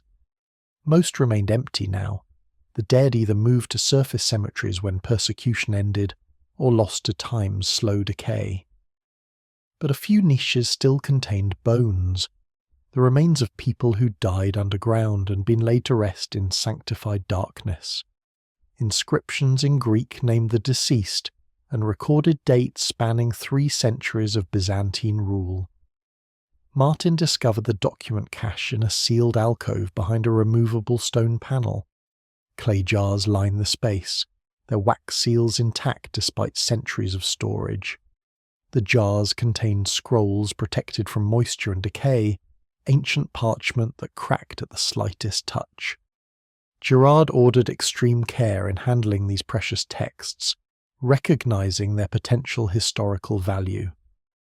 The documents detailed life in these underground sanctuaries during periods when surface Christianity faced deadly persecution. Written in Byzantine Greek, the scrolls recorded who had sought refuge, what supplies sustained them, and most importantly, why they'd chosen to worship in these particular chambers rather than others throughout the tunnel network. References to guardians appeared repeatedly throughout the texts. The scrolls described figures who'd protected these spaces long before Byzantine Christians arrived, mysterious presences that had maintained the passages and guided faithful people to safety. The language suggested actual individuals rather than divine intervention, though the writers treated these guardians with religious reverence. More disturbing were warnings woven throughout the documents. Certain passages must never be entered, even during the worst persecution. Areas sealed by the guardians required respect and avoidance regardless of curiosity or need. The texts described these prohibitions in theological terms: sacred ground that must not be defiled, ancient holiness that demanded distance. But underlying the religious language ran currents of genuine fear. One scroll recorded a violation of these warnings. A group seeking shelter during persecution had broken through a sealed passage despite guardian protests. The account described what followed in fragmented, horrified prose: strange sounds in the darkness, people vanishing, survivors fleeing back through tunnels in mindless panic. The scroll ended with a plea for future generations to respect the seals and trust the Guardian's wisdom. Gerard read the account multiple times, struggling to separate metaphor from literal description. Byzantine Christians had faced regular martyrdom with courage and faith, yet something in these depths had terrified them beyond reason. The Guardians had sealed passages for purposes the text never fully explained, and those who'd ignored the seals had suffered consequences the writers could barely articulate. The frescoes took on new significance after reading the scrolls. Certain images showed not biblical scenes but underground landscapes, passages, chambers, and figures that could represent the Guardians themselves. One fresco depicted a sealed stone door with explicit warnings painted around it in Greek and Hebrew. The artist had documented actual locations within the tunnel network, creating visual maps for those who understood the symbolism. Guillaume found physical evidence of the deliberate collapses mentioned in the texts. 3 separate passages leading deeper from the Byzantine level showed careful demolition work. Roof sections had been brought down using techniques that required engineering knowledge, creating permanent barriers while preserving the surrounding structure's stability. The collapses weren't accidents or enemy action, but intentional sealing by people who understood stone construction. The amount of effort required suggested urgent necessity. Each collapse represented weeks of dangerous work in unstable conditions, removing support stones in precise sequences to bring ceilings down safely. Byzantine Christians had diverted scarce resources and risked lives to seal these passages. Whatever lay beyond had seemed worth that desperate investment. Martin discovered a guardian station near one of the collapsed passages. A small chamber carved with unusual precision contained stone furniture, arranged for long-term occupation. Personal items suggested someone had lived here, maintaining constant watch over the sealed route. A bronze mirror identical to those in the Zealot's signalling system hung in a wall niche, positioned to catch light from a vertical shaft. The Guardian could have monitored both the sealed passage and communicated with distant chambers using reflected light. Fresh offerings lay before a carved cross in the Guardian's chamber. Not ancient Byzantine items, but recent gifts. Flowers dried within weeks, a piece of cloth showing modern weaving, and a small bronze coin minted during Muslim rule of Jerusalem before the Crusade. Someone had maintained this station within the last year, continuing traditions that stretched back centuries. The realization struck Gerard like physical impact. The Guardians weren't ancient history. They represented a continuing tradition. Knowledge of these passages and their dangers had passed down through generations, surviving every change in surface rule. Christians, Muslims, and Jews who knew the truth had maintained the seals and warned against violating ancient prohibitions. The underground possessed its own culture, independent of whatever kingdom controlled the city above. Raymond found proof in another chamber. A collection of objects spanning centuries lay arranged on stone shelves: Byzantine crosses, Islamic prayer beads, Hebrew texts, and Crusader medallions. Each item showed signs of having been carried into the tunnels deliberately, offerings or identifications left by successive guardians. The tradition had adapted to serve whoever faithfully protected the passages regardless of their surface religion. The scrolls contained fragmentary references to what the sealed passages contained. Ancient powers that predated human occupation of Jerusalem. Spaces where reality behaved strangely, where time and distance didn't follow normal rules. The texts mixed theological interpretation with observations that sounded almost scientific, describing phenomena the writers lacked vocabulary to explain properly. Something existed in the deepest chambers that defied Byzantine understanding. One scroll referenced Solomon directly, claiming he'd been the first to seal certain passages after discovering what lay beneath his temple's foundations.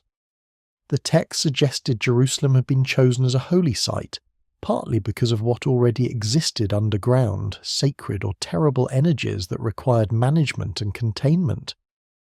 Every subsequent ruler who'd learned the truth had maintained the seals, adding their own reinforcements across generations. Guillaume's skepticism showed in his expression as Gerard shared these translations. The scrolls described impossibilities, supernatural claims that rational men couldn't accept, yet those same rational Byzantines had invested enormous effort in sealing passages and maintaining warnings. They documented their actions carefully, creating records meant to guide future protectors of Jerusalem's depths. Either they'd believed false legends with fatal conviction, or they'd encountered something that forced belief regardless of skepticism. The frescoes included one final disturbing image. A painting near the main chapel showed underground passages extending impossibly deep, spiraling down into stylized darkness. Figures descended the passages toward a central chamber, where the artist had painted only blackness, leaving the space empty of detail. Around this void, the fresco showed people fleeing upward in terror, while others worked frantically to seal passages behind them.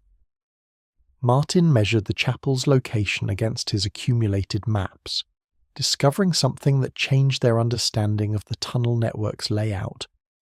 The Byzantine chambers occupied spaces directly beneath what had been the city's Christian quarter during their era, but certain passages led away from that area toward older sections of Jerusalem, routes that predated Byzantine construction by centuries. The Christians had built their sanctuary at an intersection between their own territory and something far more ancient. The Guardian's warnings made strategic sense from this perspective. Byzantine Christians had needed secure worship spaces, but recognized they'd chosen locations adjacent to areas better left undisturbed. They'd established boundaries, marking safe zones while respecting prohibitions inherited from previous occupants. The arrangement suggested negotiation, or at least understanding between surface Christians and whatever presence maintained the deepest passages. Gerard ordered the Byzantine level documented thoroughly before making any decisions about deeper exploration. The frescoes required careful copying by artists skilled enough to preserve their detail and meaning. The scrolls needed complete translation by scholars who could properly interpret ancient Greek's theological and scientific vocabulary. Most importantly, the sealed passages demanded respect until the order understood what had prompted their closure. But the discovery of recent offerings troubled him deeply. Some guardian tradition continued in Jerusalem's depths, maintained by people who moved through passages the Hospitallers were only beginning to map. These unknown protectors possessed knowledge spanning centuries, information about the tunnel network that exceeded anything Gerard's knights had learned. They might see Crusader exploration as violation of sacred trust, threatening sites they'd protected across generations. The Byzantine chambers revealed another reality about Jerusalem's underground. This wasn't simply ancient infrastructure waiting for rediscovery. Living traditions maintained certain spaces, continued practices that predated current conflicts, and preserved knowledge that surface rulers had lost or never possessed. The tunnels hosted active presence even after Muslim conquest and Crusader occupation. The Shadow City had its own inhabitants pursuing purposes the knights couldn't yet comprehend. Gerard stood before the fresco showing the deepest passages, studying the artist's depiction of underground terror. Byzantine painters had rendered biblical scenes with confidence, showing martyrdoms and miracles with clear theological meaning. But this fresco depicted something the artist couldn't fully represent: darkness that resisted definition even in symbolic art. The empty black space at the fresco's centre suggested limits to what could be shown or understood. The scroll's warnings echoed in his mind. Certain passages must remain sealed. Ancient powers required respectful distance. Guardians protected not just Christian refugees, but everyone in Jerusalem from dangers buried in the city's foundations. Solomon himself had recognized these threats and established protocols for managing them. Every subsequent ruler who'd learned the truth had maintained those protocols despite changing religions and kingdoms. The Hospitallers faced a choice shaped by Byzantine experience: continue exploration and risk encountering whatever had terrified people hardened by persecution, respect the seals and warnings, limiting their mapping to areas previous inhabitants had deemed safe, or attempt contact with the current guardians, seeking to understand and perhaps join the ancient tradition of protecting Jerusalem's depths from its own dangerous secrets. The crack in the hospital floor had revealed far more than Gerard had anticipated. Roman infrastructure, Bronze Age quarries, connections to the Temple Mount, and now Byzantine sanctuaries built around prohibited zones. Each discovery expanded understanding while multiplying mysteries.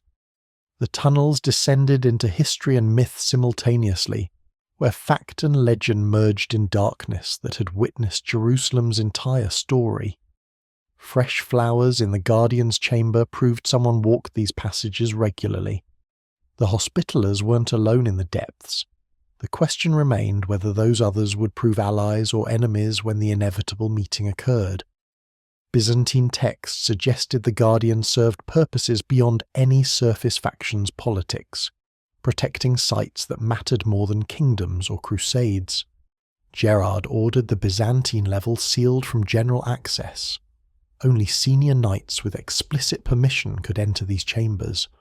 The frescoes represented treasures that required protection, and the scrolls contained knowledge too dangerous for casual discovery.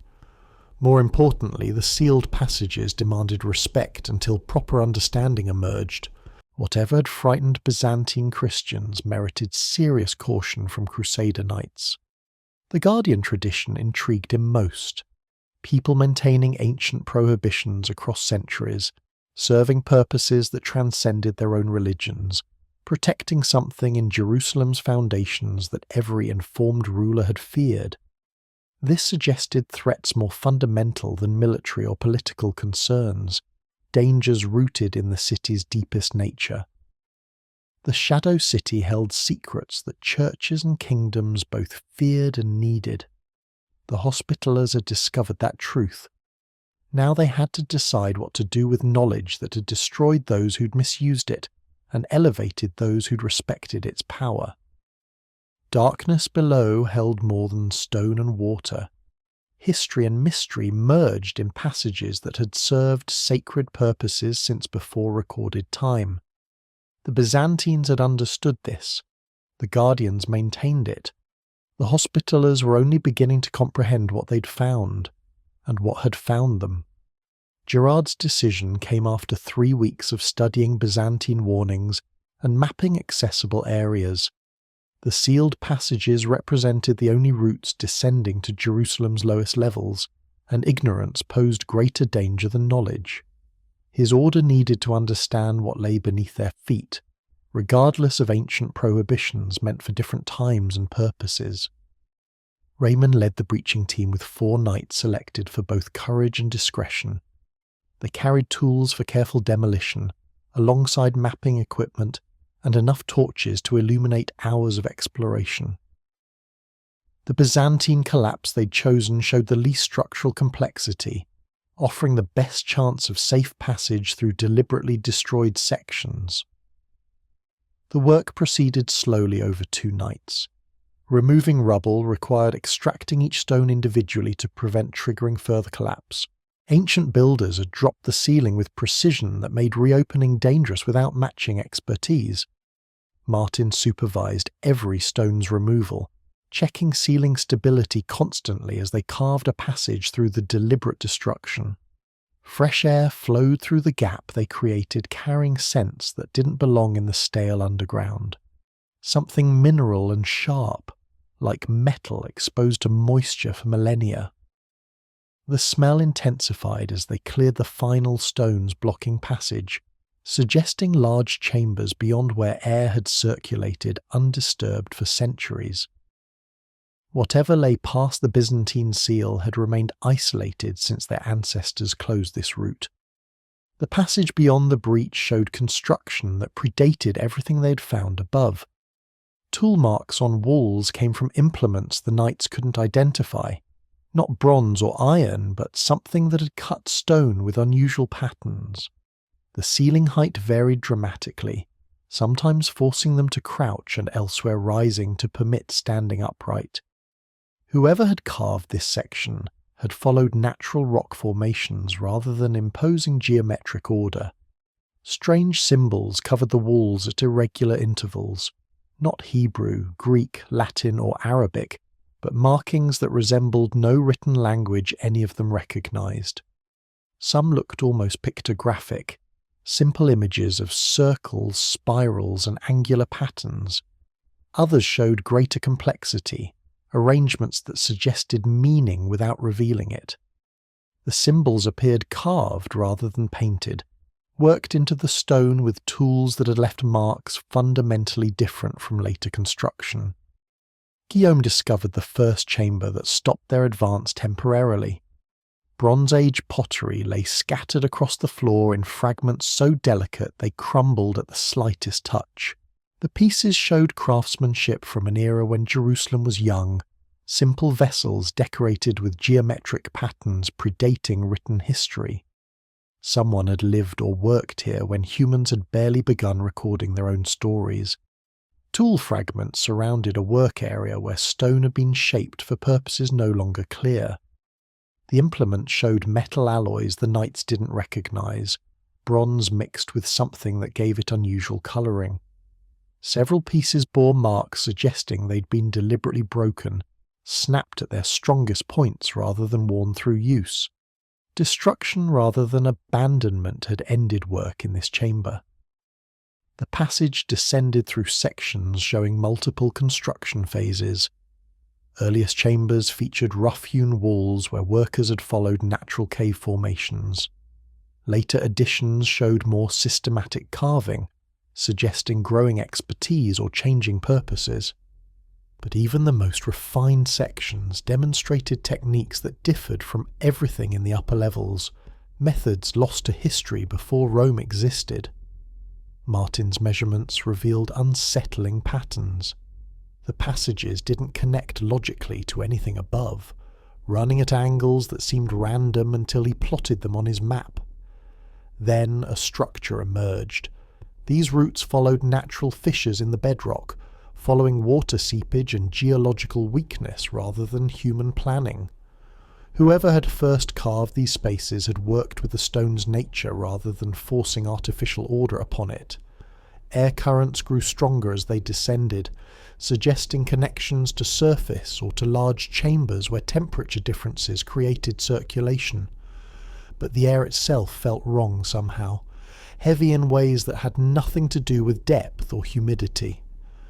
Raymond noticed his torch flames burned with unusual steadiness, lacking the normal flicker caused by drafts. The phenomenon suggested air movement too slow or uniform for normal detection. They found the sealed doors in a chamber that showed evidence of Bronze Age occupation.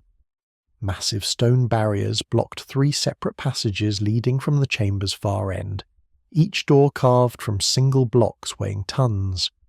Unlike the Byzantine collapses above, these seals had been designed for controlled closure, mechanisms that allowed the doors to swing shut and lock from specific sides.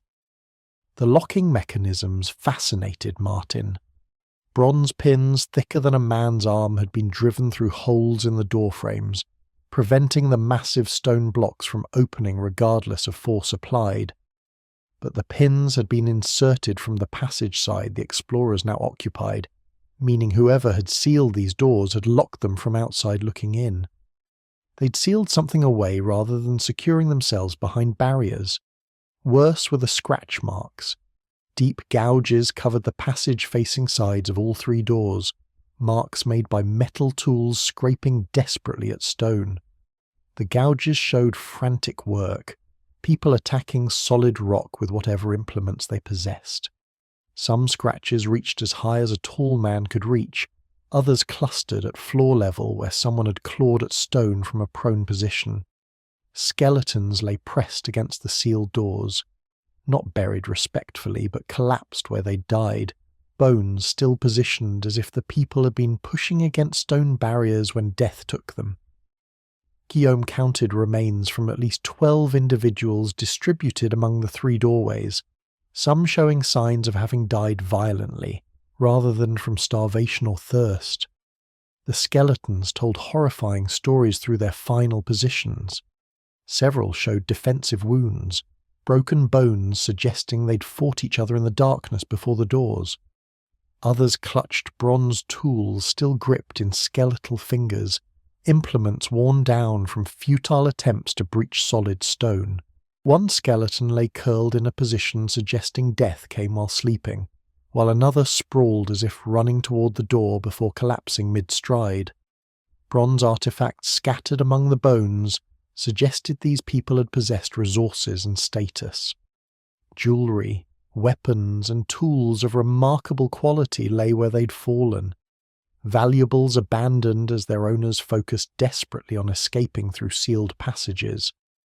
No one chose to die with treasures rather than use them to survive unless the situation permitted no alternatives.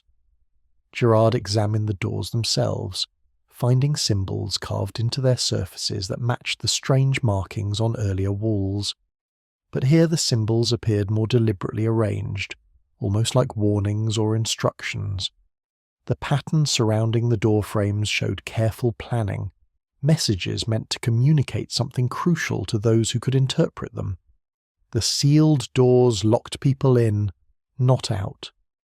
That realization changed everything about how they understood these passages. Whatever had caused those people to flee into sealed chambers had seemed worse than certain death by starvation and suffocation. They'd locked themselves away from something that pursued them through the tunnels, choosing slow death over whatever waited in the darkness behind them. Raymond studied the attack gouges more closely, noticing they all pointed in the same direction, downward and to the left, as if the trapped people had focused their futile efforts on one specific area of each door. The targeting suggested either weakness in the stone there, or perhaps they'd been trying to reach something beyond, not just escape, but get to a specific destination on the other side. The chamber's far corner contained more disturbing evidence. A heap of broken pottery, scattered food remains, and the rust stains of corroded metal suggested people had established a desperate camp here before attempting to breach the doors. They'd survived for some time after being sealed in, using supplies they'd carried or stored in advance. The presence of food remains eliminated simple entrapment. They'd been fleeing something, not merely lost. Inscriptions covered the walls near where the last survivors had camped. More of the strange symbols mixed with recognizable shapes that might represent very archaic Hebrew or even older Canaanite script. The markings grew more frantic as they approached the doors, evolving from careful carving to desperate scratching. The final marks looked like they'd been made by fingernails rather than tools. Martin copied what he could decipher, recognizing occasional words that resembled ancient biblical Hebrew. References to darkness, to things that moved in shadow, to sounds that shouldn't exist. The fragments read like horror rather than history, testimony from people who'd encountered something their language struggled to describe. The torch flames suddenly guttered despite the steady air, dimming to half their normal brightness before recovering. All 5 knights felt it, a pressure change so subtle their bodies registered it before their minds processed the sensation.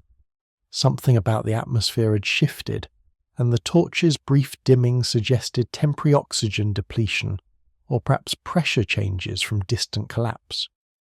Guillaume suggested retreat, but Gerard pushed forward to examine the doors more closely. Gaps between the stone blocks and their frames showed blackness beyond. Absolute darkness unrelieved by any hint of reflected light. He held his torch near one gap, watching the flame bend toward the opening as if drawn by suction. Air flowed into the sealed passages rather than out of them, suggesting vacuum or low pressure behind the barriers. The phenomenon defied a natural explanation. Sealed chambers should have equalized pressure with surrounding spaces centuries ago. Active airflow into the locked passages meant either connections to surface that created continuous circulation, or the spaces beyond possessed characteristics that normal underground chambers didn't exhibit. Neither option provided comfort. Tools scattered near the doors included some that shouldn't exist in Bronze Age context. Metal alloys showing techniques not developed until much later periods lay mixed with authentic ancient artifacts. Either later visitors had tried to breach the doors, or the original technology had been more sophisticated than historical records suggested. The mixture of time periods in the artifacts created confusion about when the sealing had actually occurred. Raymond found carved handprints on the chamber walls, dozens of them at various heights. The prints showed different hand sizes from children to adults, possibly representing the trapped group's final memorial. Each print had been carefully pressed into areas where the stone was slightly softer, creating permanent marks that would outlast the makers by millennia. A desperate attempt at immortality for people who knew they faced extinction. The symbols around the handprints appeared to name the individuals, though none of the knights could read them. The arrangement suggested family groupings, clusters of prints that might represent parents and children who died together in the darkness. The tragedy's human dimension overwhelmed its archaeological significance. These had been real people who'd suffered terribly in their final days. Strange mineral deposits covered sections of wall near the sealed doors, crystalline formations that looked like salt but showed unusual colouring. Martin scraped a sample carefully, noting the crystal's regular structure despite seemingly random growth patterns. The deposits appeared recent in geological terms, suggesting active chemical processes in the sealed chambers that continued to produce these formations. The crystals concentrated around the door gaps where air flowed inward, as if deposited by whatever entered the sealed passages. Gerard recognized implications he didn't want to accept. If chemical processes continued behind those doors, something more than stagnant air occupied those spaces. Geological activity, underground water movement, or possibly something less natural maintained conditions that produced ongoing mineral deposition. They'd found Jerusalem's deepest accessible chambers, spaces that had witnessed humanity's earliest occupation of this site. The tragedy preserved here predated biblical history, reaching into periods when civilization itself was young. Whatever had killed these people belonged to an era before written records, before organized religion, before anyone thought to document what occupied these depths. Gerard ordered retreat after documenting everything visible. The sealed doors would remain locked, their bronze pins undisturbed despite curiosity about what lay beyond. Byzantine warnings had proven justified. These passages contained horrors that ancient builders had recognized and contained. The Hospitallers would respect those decisions made by people who'd understood threats modern men couldn't properly assess. But the question haunted him as they climbed back toward relative safety. What pursued those ancient people into chambers they'd sealed behind them? What made death by starvation preferable to whatever waited in the darkness? What still waited there, behind doors locked from the outside to prevent something from emerging rather than to trap victims within? The skeleton's positioning suggested they died trying to escape something in the passages behind them, not the sealed chambers ahead. They'd fought to open doors that would let them flee into areas they'd previously locked. The logical impossibility of the situation suggested desperation beyond reason, people making choices that defied explanation because alternatives were worse. The torch flames guttered again as they prepared to leave, burning low for several heartbeats before returning to normal. This time Gerard noticed what Raymond had seen. The dimming occurred simultaneously across all their torches despite spacing that should have prevented synchronized response. Whatever affected the flames operated on a scale larger than individual burning sources. The air pressure shifted subtly, a sensation felt in the ears rather than on skin. Something in the sealed passages had changed, movement or displacement that affected atmospheric conditions in observable ways. The bronze door's gaps showed darkness absolute and impenetrable, but that darkness felt active somehow, present in ways that simple absence of light didn't explain. They sealed the breach they'd created through the Byzantine rubble, replacing stones carefully to restore the barrier ancient Christians had deemed necessary. The work felt right in ways Gerard couldn't fully articulate, replacing protection that served purposes beyond religious prohibition. Some seals existed for reasons that remained valid across millennia. The climb back to mapped territory proceeded in unusual silence. Even Raymond refrained from his normal observations, too troubled by what they'd seen to process it through conversation. The evidence of ancient tragedy combined with phenomena that defied explanation created unease that words couldn't address adequately. Gerard understood finally why Byzantine Christians had maintained guardian traditions and respected prohibitions they'd inherited from earlier occupants. Jerusalem's depths contained more than historical artifacts and ancient infrastructure. Something fundamental to the city's nature resided in those lowest passages, something that had frightened every generation wise enough to discover it. The Hospitallers had received that wisdom at terrible cost to people who died learning it millennia ago. The Shadow City held more than shadows. Darkness there possessed qualities that light couldn't banish, and knowledge couldn't explain. The sealed doors would remain closed. some mysteries demanded respect rather than resolution, and some knowledge once gained could never be forgotten. Martin's complete map took shape over 6 weeks of careful exploration and measurement. What emerged challenged every assumption about Jerusalem's layout and defensive capabilities. The tunnel network didn't just connect a few buildings, it linked virtually every significant structure within the old city's walls and reached beyond them in unexpected directions. The Hospital of St. John sat at a nexus point where 7 major passages converged. Gerard's order had secured the most strategically important surface building by pure accident, positioned above junctions that controlled access to the entire underground system. Every route to the city's major water sources, every connection between quarters, and every passage reaching toward the walls ran through areas the Hospitallers now monitored. Raymond discovered the first external connection while mapping passages that ran north from the Roman cistern level.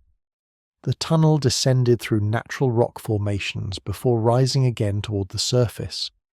After following it for nearly 300 yards, his team found stairs that emerged in a cave outside Jerusalem's northern walls, concealed by thorny vegetation that had grown across the entrance.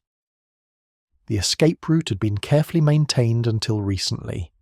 Stone steps showed wear patterns from regular use, and someone had cleared the vegetation within the last year to keep the passage accessible. Muslim defenders during the Crusade might have used this exit to evacuate wounded or supplies, explaining how they'd continued resistance longer than the Crusaders had anticipated. The tunnel provided strategic advantage to whoever controlled its internal entrance. 3 more external exits revealed themselves over subsequent exploration. One emerged in a dried stream bed east of the city, another opened into a natural cave system south of the walls, and the most remarkable led to an ancient well nearly half a mile from Jerusalem's gates. Each exit showed signs of use across multiple historical periods, suggesting every generation of defenders had maintained these secret routes. The well connection proved most sophisticated.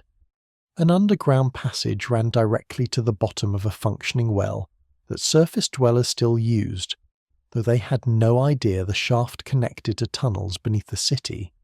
Zealots, Byzantines, and Muslim defenders had all understood this connection, using it to access water supplies outside the city during sieges when surface sources were cut off.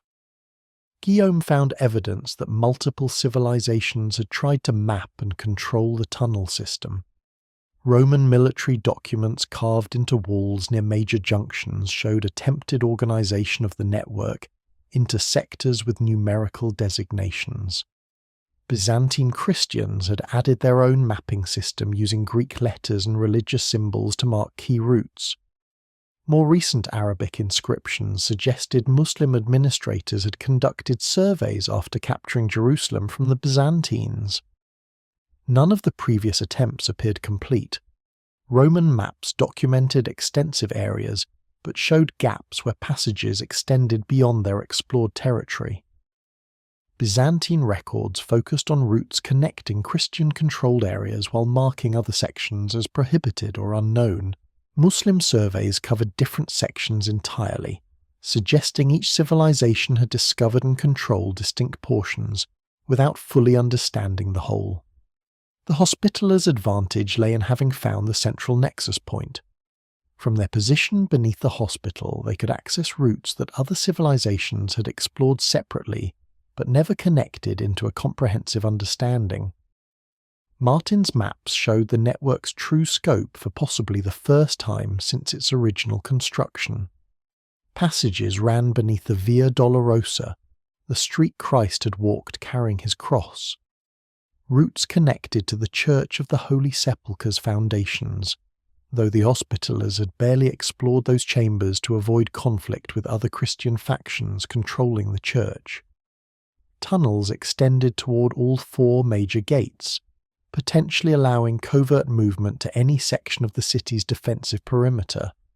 Most remarkably, the network connected every major water source within Jerusalem.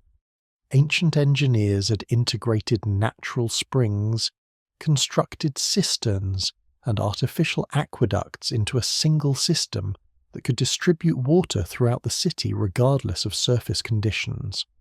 The Romans had improved this system, but they'd built upon infrastructure that predated their conquest by centuries. Martin discovered sealed chambers that contained maps carved into stone tablets. These weren't crude sketches, but precisely scaled representations of the tunnel network, complete with measurements and notations in languages the knights couldn't read. The tablets showed the system had been designed rather than evolved, planned by engineers who'd understood Jerusalem's geology and strategic requirements intimately. The ancient maps revealed passages the Hospitallers hadn't yet explored. Some routes shown on the tablets appeared to be collapsed or sealed in current reality, while others might still exist but remained undiscovered. The tablets suggested the network had once extended even further, possibly connecting to sites well outside the current city walls. Gerard studied the stone maps obsessively, recognizing their military value exceeded anything the Crusaders currently possessed. Previous rulers had attempted to create similar documentation, but none had achieved the completeness these ancient tablets displayed. Whoever had carved these maps had known every passage, chamber, and connection throughout the system. The tablets also showed something disturbing. Certain areas appeared marked with symbols that resembled warnings rather than simple notations. These matched locations where the Hospitallers had found sealed passages and Byzantine prohibitions. The ancient map makers had documented not just the network's extent, but also areas that required special caution or avoidance. Raymond found a chamber that had served as a command post during multiple periods. Roman military equipment lay mixed with Byzantine Christian artifacts and more recent Muslim items. Each civilization had recognized this location's strategic importance, using it to coordinate underground operations during their respective rules. The chamber offered visibility to 4 major passage junctions simultaneously, making it ideal for monitoring and controlling traffic through the tunnels. Evidence in the command post suggested sophisticated signaling systems had operated throughout the network. Bronze mirrors positioned at key junctions could relay light signals across vast distances underground, creating communication networks that functioned faster than surface messengers could move. The Zealot system they'd discovered earlier appeared to be one component of a much larger infrastructure. Guillaume discovered that the Hospital of St. John's foundations incorporated ancient stonework that had been specifically positioned to control access to the passages below. The building hadn't been randomly placed, but constructed atop critical tunnel junctions by builders who'd understood the underground geography. Byzantine Christians had chosen this location deliberately, giving themselves maximum control over subterranean movement. The revelation meant the Crusaders' assignment of this building to the Hospitallers had unknowingly granted them strategic advantages the other orders didn't possess. The Templars controlled the Temple Mount's surface but lacked access to the passages beneath it. Other factions held various buildings without realizing what lay below their foundations. Only the Hospitallers had stumbled onto the nexus that connected everything. Martin's measurements revealed the network's defensive potential. Troops could move from the hospital to any of the city's major gates entirely underground, emerging inside or outside the walls as needed. Supplies stored in deep chambers would survive surface attacks intact. Water sources protected by the tunnel system could sustain defenders even during complete siege of the surface city. More importantly, the external exits offered evacuation routes that no besieging army could easily detect or block. Jerusalem had fallen repeatedly throughout history despite strong walls and determined defenders, but the underground system suggested another explanation. Perhaps some defenders had always escaped, using secret passages to preserve themselves and their knowledge for future generations. Gerard faced his most difficult decision yet. The maps and knowledge the Hospitallers had gained gave them unprecedented power within the Crusader kingdom. Other military orders would demand access if they learned the truth, potentially triggering conflict among Christians while Muslim forces threatened from outside. But keeping such valuable intelligence secret seemed both selfish and strategically questionable. He consulted his senior knights, discovering sharp disagreement about how to proceed. Raymond argued for sharing limited information with trusted Crusader allies, believing the defensive advantages could benefit the entire kingdom. Martin advocated maintaining complete secrecy, noting that previous civilizations had all failed to fully control the system, and suggesting the Hospitallers should learn from that history. Guillaume proposed a middle approach: share knowledge of specific passages and water sources that could help defend Jerusalem, while concealing the network's full extent and the central nexus beneath their hospital. This would allow the Order to serve Christian interests while maintaining strategic advantages for their own survival. The discovery of recent activity in multiple sections complicated these decisions. Fresh torch marks, moved stones, and other evidence showed the tunnels remained active. Someone understood and used these passages regularly, possibly Muslim holdouts who'd escaped the Crusade, or perhaps members of the ancient Guardian tradition the Byzantines had documented. Raymond's team encountered the first direct evidence one night, while exploring passages beneath the Muslim quarter. Fresh food remains in a small chamber, still warm from recent cooking. Prayer beads made in modern style hanging in a wall niche. Most tellingly, a child's wooden toy lying where it had been dropped, showing wear from recent play. Families were living somewhere in these depths. The knights established surveillance at key junctions, documenting movement patterns without attempting contact.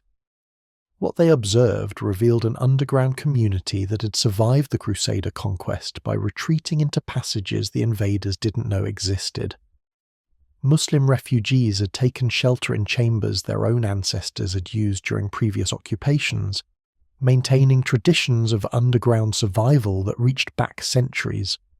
The situation created moral and strategic dilemmas. These weren't soldiers or spies, but civilians seeking safety in ancient refuge. Driving them out would serve no military purpose, and might trigger exactly the kind of underground conflict Gerard had feared. Yet allowing them to remain meant sharing the tunnel system with people whose surface loyalties opposed Crusader rule.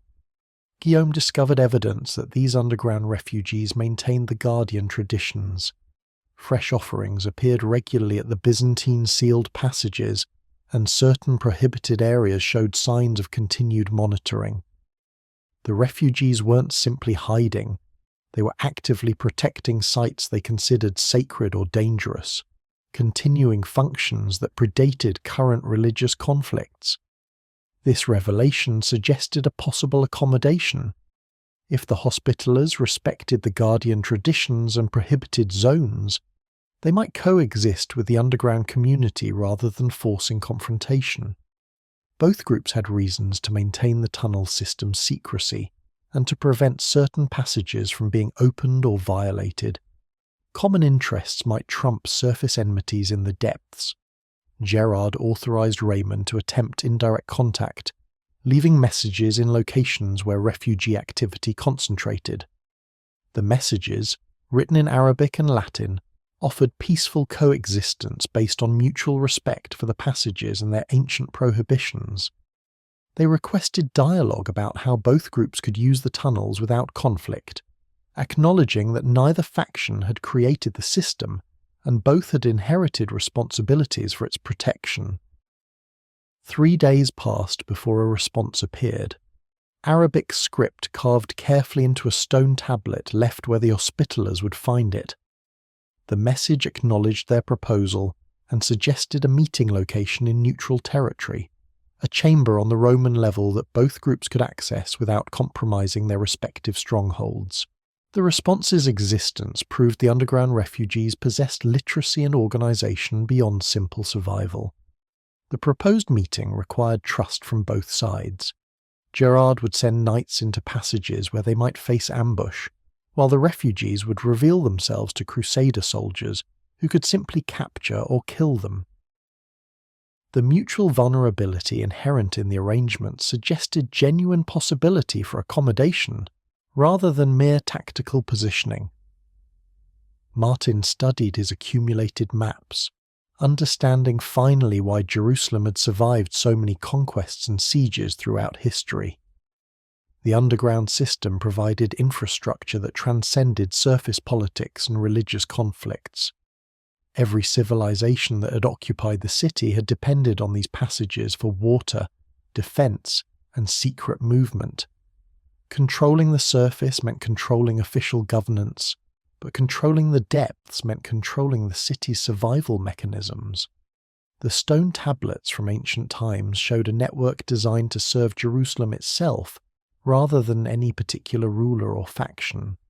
The builders had created infrastructure that would function regardless of who held power above, systems that ensured the city's continued existence through every change of dynasty or religion.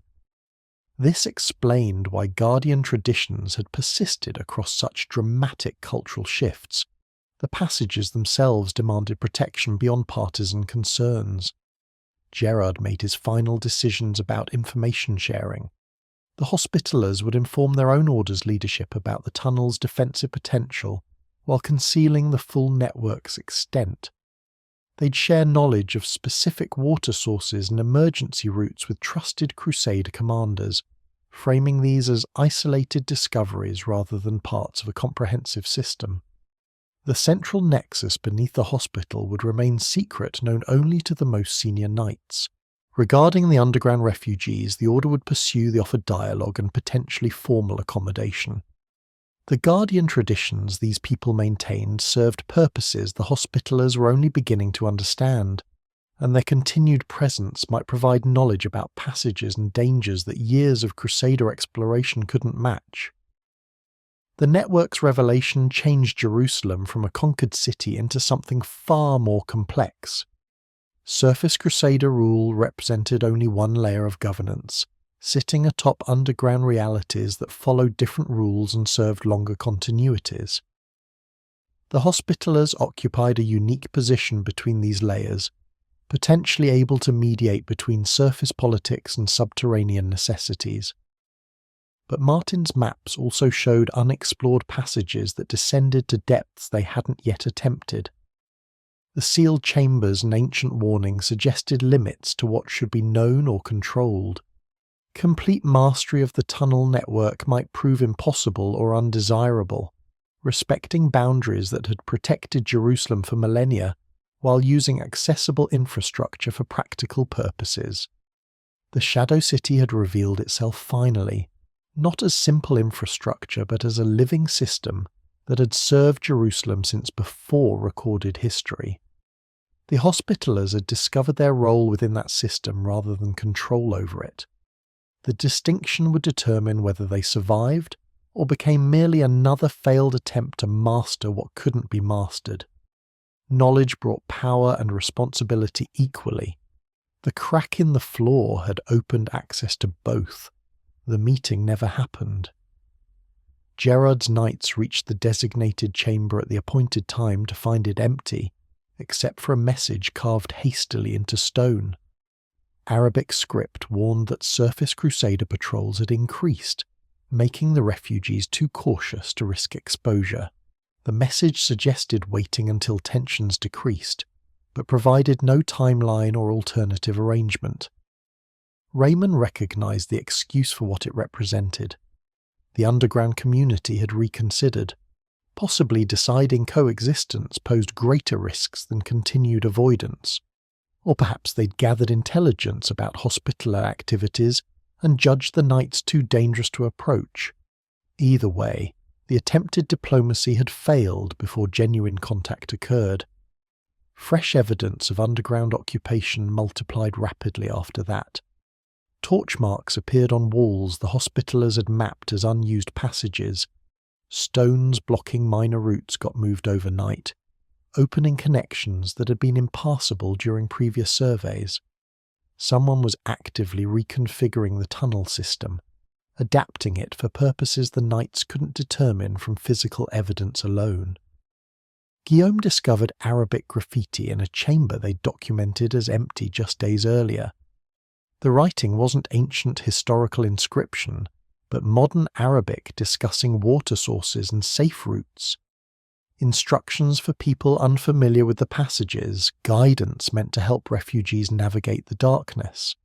The graffiti proved an organised community with leadership that planned and communicated systematically. More disturbing were the fresh traps. Passages the Hospitallers had explored safely now featured deliberately weakened ceiling sections marked by subtle stone arrangements, visible only to those who knew what to look for. The traps wouldn't trigger from normal passage but could be collapsed deliberately if someone needed to block pursuit or create barriers. The refugees had weaponized sections of tunnel against potential intruders. Martin nearly died discovering another defensive measure. A passage he'd mapped previously now contained a bronze wire stretched across it at ankle height, positioned to trigger a rockfall when disturbed. Only his stonemason's eye catching unusual shadows saved him from stumbling into a trap designed to kill or seriously injure. The refugees weren't simply avoiding conflict, they were preparing to defend their territory. Gerard ordered increased caution and doubled guard rotations at passages leading from the hospital's access point. His knights now carried weapons during all underground excursions, treating exploration as a military patrol through potentially hostile territory. The tunnels had transformed from historical discovery into active operational environment, where violence could erupt without warning. The first direct encounter came during a routine mapping expedition. Raymond's team descended through a passage connecting the Roman level to Bronze Age chambers when torchlight ahead revealed other figures in the darkness. Both groups froze, Crusader knights and Muslim refugees staring across 30 feet of tunnel with weapons ready but not drawn. Nobody moved. The moment stretched as each side evaluated threats and options. The refugees numbered at least 6, adult men positioned as if guarding something behind them. They carried no visible weapons but stood with the confidence of people prepared to fight if necessary. Behind them, smaller shadows suggested women or children being protected from the armed crusaders. Raymond made no aggressive moves, simply raising his torch higher to illuminate his group clearly, while keeping his other hand visible and empty.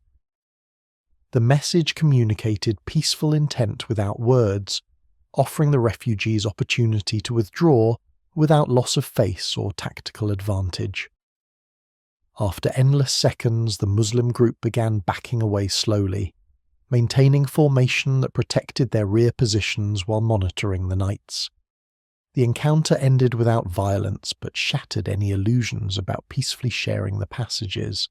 Two groups with surface loyalties that demanded enmity had come within yards of combat in darkness, where the advantage would belong to whoever struck first. Only mutual recognition of how disastrous underground warfare would be had prevented bloodshed. Guillaume reported similar encounters in 2 other sections over the following week. Each time, Hospitaller knights and Muslim refugees found themselves in passages both groups claimed as their territory, neither side willing to retreat but both recognizing the catastrophic consequences of escalating to actual combat. The underground had become a Cold War zone where each faction established positions while avoiding direct confrontation. Evidence of refugee settlements appeared in chambers the Hospitallers hadn't yet reached. Distant sounds of children, cooking smells drifting through passages, and the unmistakable evidence of permanent habitation rather than temporary shelter. Entire families had created homes in the depths, establishing communities that survived by remaining invisible to surface authorities. The scale exceeded what Gerard had anticipated. His initial estimate of perhaps a dozen refugees hiding temporarily proved drastically wrong. The underground population might number in the hundreds, people who'd fled into passages their ancestors had maintained across generations. They possessed knowledge of routes and chambers the Hospitallers hadn't discovered, advantages that balanced the Knights' superior weapons and organisation. Water sources became the first serious conflict point. Both groups needed access to the ancient cisterns and springs, but monitoring by either side threatened the other's security. The Hospitallers required water for their hospital's operations above, while refugees depended on the same sources for basic survival. Sharing demanded coordination neither faction trusted the other to maintain honestly. Raymond discovered a refugee guard post positioned to monitor one of the major cisterns. The post showed sophisticated construction, a carved chamber with sightlines to 3 different water access points and escape routes in multiple directions. Whoever had established this position understood tactical principles as thoroughly as any Crusader military planner. The refugees weren't simply hiding. They'd organised military-style control over critical infrastructure. The Hospitallers responded by establishing their own guard posts at passages leading to water sources from their controlled territory. Knights rotated through underground duty, maintaining constant presence that asserted Crusader access rights without directly confronting refugee positions. The 2 groups created an informal boundary system, each controlling approaches from their respective areas, while acknowledging shared necessity at the water sources themselves. Martin documented the emerging underground geography of control. The Hospitallers dominated passages radiating from the hospital's central position, maintaining secure routes to the surface and to major chambers in the Roman and Bronze Age levels. Muslim refugees controlled peripheral passages, especially routes leading toward the Muslim quarter above and the external exits that allowed movement outside the city walls. Both factions avoided the Byzantine level and the sealed passages descending to greater depths. Whatever guardian traditions the refugees maintained apparently included respecting ancient prohibitions, creating a demilitarized zone where neither side established military positions. The sealed chambers remained neutral territory by mutual unspoken agreement. Guillaume found evidence that refugee leadership had decided to reveal themselves partially to the Hospitallers through deliberate exposure rather than continued complete concealment. The traps and defensive positions appeared designed more to demonstrate capability than to cause actual casualties. The message communicated strength from a position that looked weak on the surface, informing the Crusaders that underground warfare would exact costs neither side wanted to pay. Gerard understood the strategic communication. Open conflict in the tunnels would be mutually destructive, benefiting neither faction while potentially damaging infrastructure both groups needed. The refugees couldn't defeat armed Crusader knights in direct combat, but they could make the passages unusable through collapse, contamination of water sources, or other sabotage that would harm everyone. Coexistence through deterrence offered better outcomes than attempting complete control. The refugees demonstrated their sabotage capabilities through small actions. A cistern the Hospitallers regularly used developed strange taste overnight, not poisoned but rendered unpleasant through some additive that dissipated after a few days. The message was clear: we can contaminate your water, but choose not to. A passage the Knights used frequently showed evidence of partial collapse that had been carefully staged rather than naturally occurring, then deliberately cleared before anyone got injured. Raymond advocated for establishing formal boundaries and communication protocols, essentially treating the underground community as a sovereign entity with territorial rights. Gerard initially resisted, uncomfortable granting recognition to Muslims within Christian-controlled Jerusalem. But the practical reality demanded pragmatism over ideology if both groups were to survive in the confined underground environment. The Hospitallers began leaving messages at neutral locations, proposing specific passages as boundaries between controlled territories. The messages also suggested shared protocols for water access and emergency routes that neither side would block regardless of surface tensions. After days of silence, responses appeared, accepting some proposals while countering others with alternative arrangements. Negotiation proceeded entirely through written messages left in agreed locations, neither side willing to risk face-to-face meetings after the previous attempt's failure. The medium forced precision and careful consideration, eliminating the emotional escalation that direct confrontation might trigger. Slowly, a framework emerged that allowed both groups to operate underground without constant threat of collision. Guillaume discovered the arrangement had ancient precedents. Inscriptions from multiple historical periods showed different communities had established similar accommodation, sharing tunnel access through informal boundaries and mutual respect for critical infrastructure. Jerusalem's underground had hosted multiple factions simultaneously before, suggesting the current situation represented historical norm rather than unprecedented crisis. The realization that previous occupants had faced and solved similar problems provided template for current negotiations. Both sides referenced ancient inscriptions in their messages, citing historical arrangements as precedent for modern proposals. Byzantine Christians and Muslim administrators appeared to have shared passages during certain periods, establishing boundaries that allowed coexistence when surface politics made open cooperation impossible. Martin mapped the emerging territorial division, finding it matched natural choke points and defensive positions that made enforcement relatively straightforward. The Hospitallers controlled the central nexus and direct routes to major Christian quarter buildings. Refugees held peripheral passages and external exits. Water sources remained shared territory, with informal scheduling that limited contact between groups. The arrangement wasn't friendship or even alliance, but rather acknowledgement of mutual vulnerability. Neither faction could eliminate the other without costs that exceeded any benefit. The underground environment enforced cooperation through existential necessity. Collapse meant everyone died. Contaminated water affected all users, and blocked passages trapped both sides equally. Gerard established permanent guard rotations at key boundary junctions, knights maintaining visible presence that asserted Crusader authority while respecting negotiated limits. The refugees apparently did likewise, though Hospitaller patrols rarely saw their counterparts directly. Both sides seemed content maintaining separation while knowing the other existed just beyond sight. Strange echoes continued from the sealed passages that descended to unknown depths. Both factions heard them but neither investigated, suggesting ancient warnings transcended current religious or political divisions.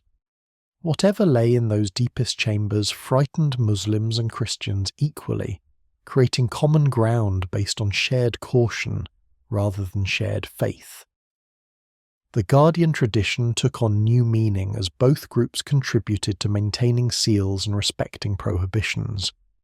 Knights observed fresh offerings at Byzantine warning sites left by refugees, while their own surveillance showed refugee guards monitoring sealed passages to ensure no one attempted unauthorized entry. Underground Jerusalem's deepest secrets belonged to neither faction but to something older than both. Raymond reported seeing refugee children during one patrol, young faces peering from distant passages before adults pulled them back into safety. The reminder that entire families lived in the darkness complicated the Hospitallers' perspective on their underground counterparts. These weren't soldiers or spies, but people seeking survival through knowledge passed down through generations, maintaining traditions that preceded current conflicts. The Cold War underground created strange dynamics that isolated both groups from their surface communities.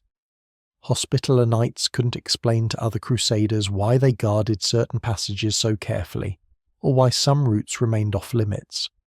Refugees presumably faced similar challenges, explaining their caution to new arrivals, unfamiliar with subterranean political realities. Both factions developed underground identities separate from their surface loyalties.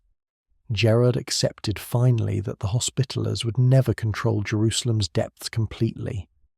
The best they could achieve was secure access to passages serving their needs, while acknowledging others possess similar rights earned through knowledge and necessity. The arrangement frustrated his military instincts, but satisfied practical requirements for his order's operation and survival. The underground community had proven they could make the tunnels unusable if pushed to desperation. The Hospitallers possessed superior force but couldn't eliminate an enemy that could disappear into unmapped passages and conduct sabotage from concealed positions. Mutual deterrence created stability that neither side particularly wanted, but both recognized as preferable to alternatives. Jerusalem's Shadow City had taught both factions hard lessons about the limits of conquest and control. Surface rule meant nothing in passages where darkness equalized all advantages except knowledge and necessity.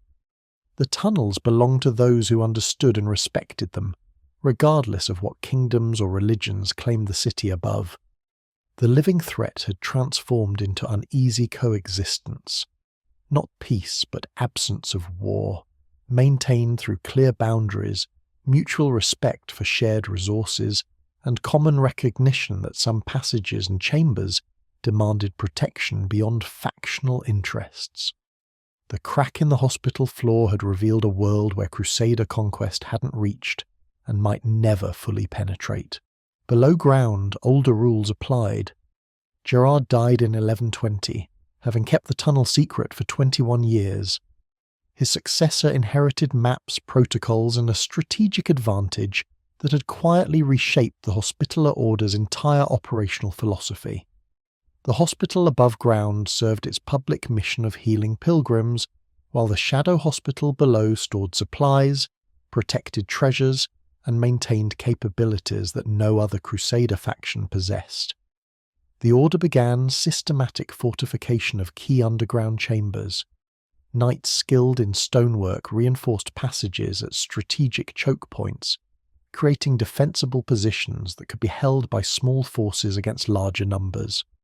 They installed iron gates at critical junctions, controllable barriers that allowed traffic regulation, while preventing unauthorized access to deeper sections. Water security became the Order's primary underground investment. The Hospitallers constructed new cisterns in chambers they controlled exclusively, creating redundant supplies that would function even if surface aqueducts were cut during siege. Engineers diverted underground springs to fill these reserves, establishing water independence that gave the Order survival capabilities unmatched by other Christian factions in Jerusalem. Supply depots emerged in the deepest accessible Bronze Age chambers. The constant cool temperature preserved food stores indefinitely, allowing stockpiling on scales impossible in surface buildings. Grain, preserved meat, wine, oil, and medicinal supplies accumulated in quantity sufficient to sustain the Order through extended siege. The caches represented insurance against catastrophes that had destroyed previous defenders of Jerusalem. Guillaume supervised construction of a secure treasury in chambers near the sealed passages that descended to forbidden depths. The location seemed deliberately chosen. Approaching the treasury required passing areas that triggered superstitious dread in potential thieves, while the sealed doors beyond suggested ancient protections that discouraged exploration. Gold, religious relics, and critical documents found sanctuary in vaults guarded by both Hospitaller knights and something older that made even brave men hesitate. The underground community of Muslim refugees gradually diminished as surface conditions stabilized under Crusader rule. Some families emerged to reclaim properties in the Muslim quarter, while others used the external tunnel exits to escape Jerusalem entirely. But a core group remained, maintaining the guardian traditions and the informal boundaries negotiated with the Hospitallers. Their children grew up knowing passages as thoroughly as surface streets, becoming the next generation of protectors for spaces that transcended religious division. Raymond documented a remarkable development in 1135. a refugee elder approached Hospitaller guards at a neutral junction, requesting emergency assistance for a medical crisis underground. The order's physicians descended with supplies, treating a child's fever that would have proven fatal without intervention. The act of healing in darkness created trust that years of negotiation hadn't achieved. Medical cooperation became the unexpected bridge between communities. Hospitaller physicians began treating refugee families in underground chambers, providing care without demanding surface exposure that might endanger the patients. In exchange, refugees shared knowledge about passages and water sources the Knights hadn't discovered, expanding the Order's maps into territories that had remained unmapped for generations. Martin's final map, completed before his death in 1142, showed a network far more extensive than initial discoveries had suggested. Passages reached under the Temple Mount, connected to sites miles outside Jerusalem's walls, and descended to depths the Hospitallers still didn't dare explore. The map represented accumulated knowledge from Roman documents, Byzantine records, refugee oral traditions, and decades of Crusader exploration combined into the most complete documentation Jerusalem's underground had ever received. The Order's character transformed subtly across these decades. Simple Hospitallers dedicated to healing had become sophisticated operators who understood that power in Jerusalem required controlling not just buildings and gates, but the hidden infrastructure that had sustained the city since before recorded history. They remained healers, but healers who recognized that true protection of their patients demanded capabilities beyond medicine. Training rotations sent every senior knight through extended underground duty. They learned navigation by touch when torches failed, memorized critical routes in absolute darkness, and developed instincts about stone stability that prevented deaths in passages where collapse remained constant risk. The underground became integral to Hospitaller identity, marking them as fundamentally different from other military orders despite similar surface missions.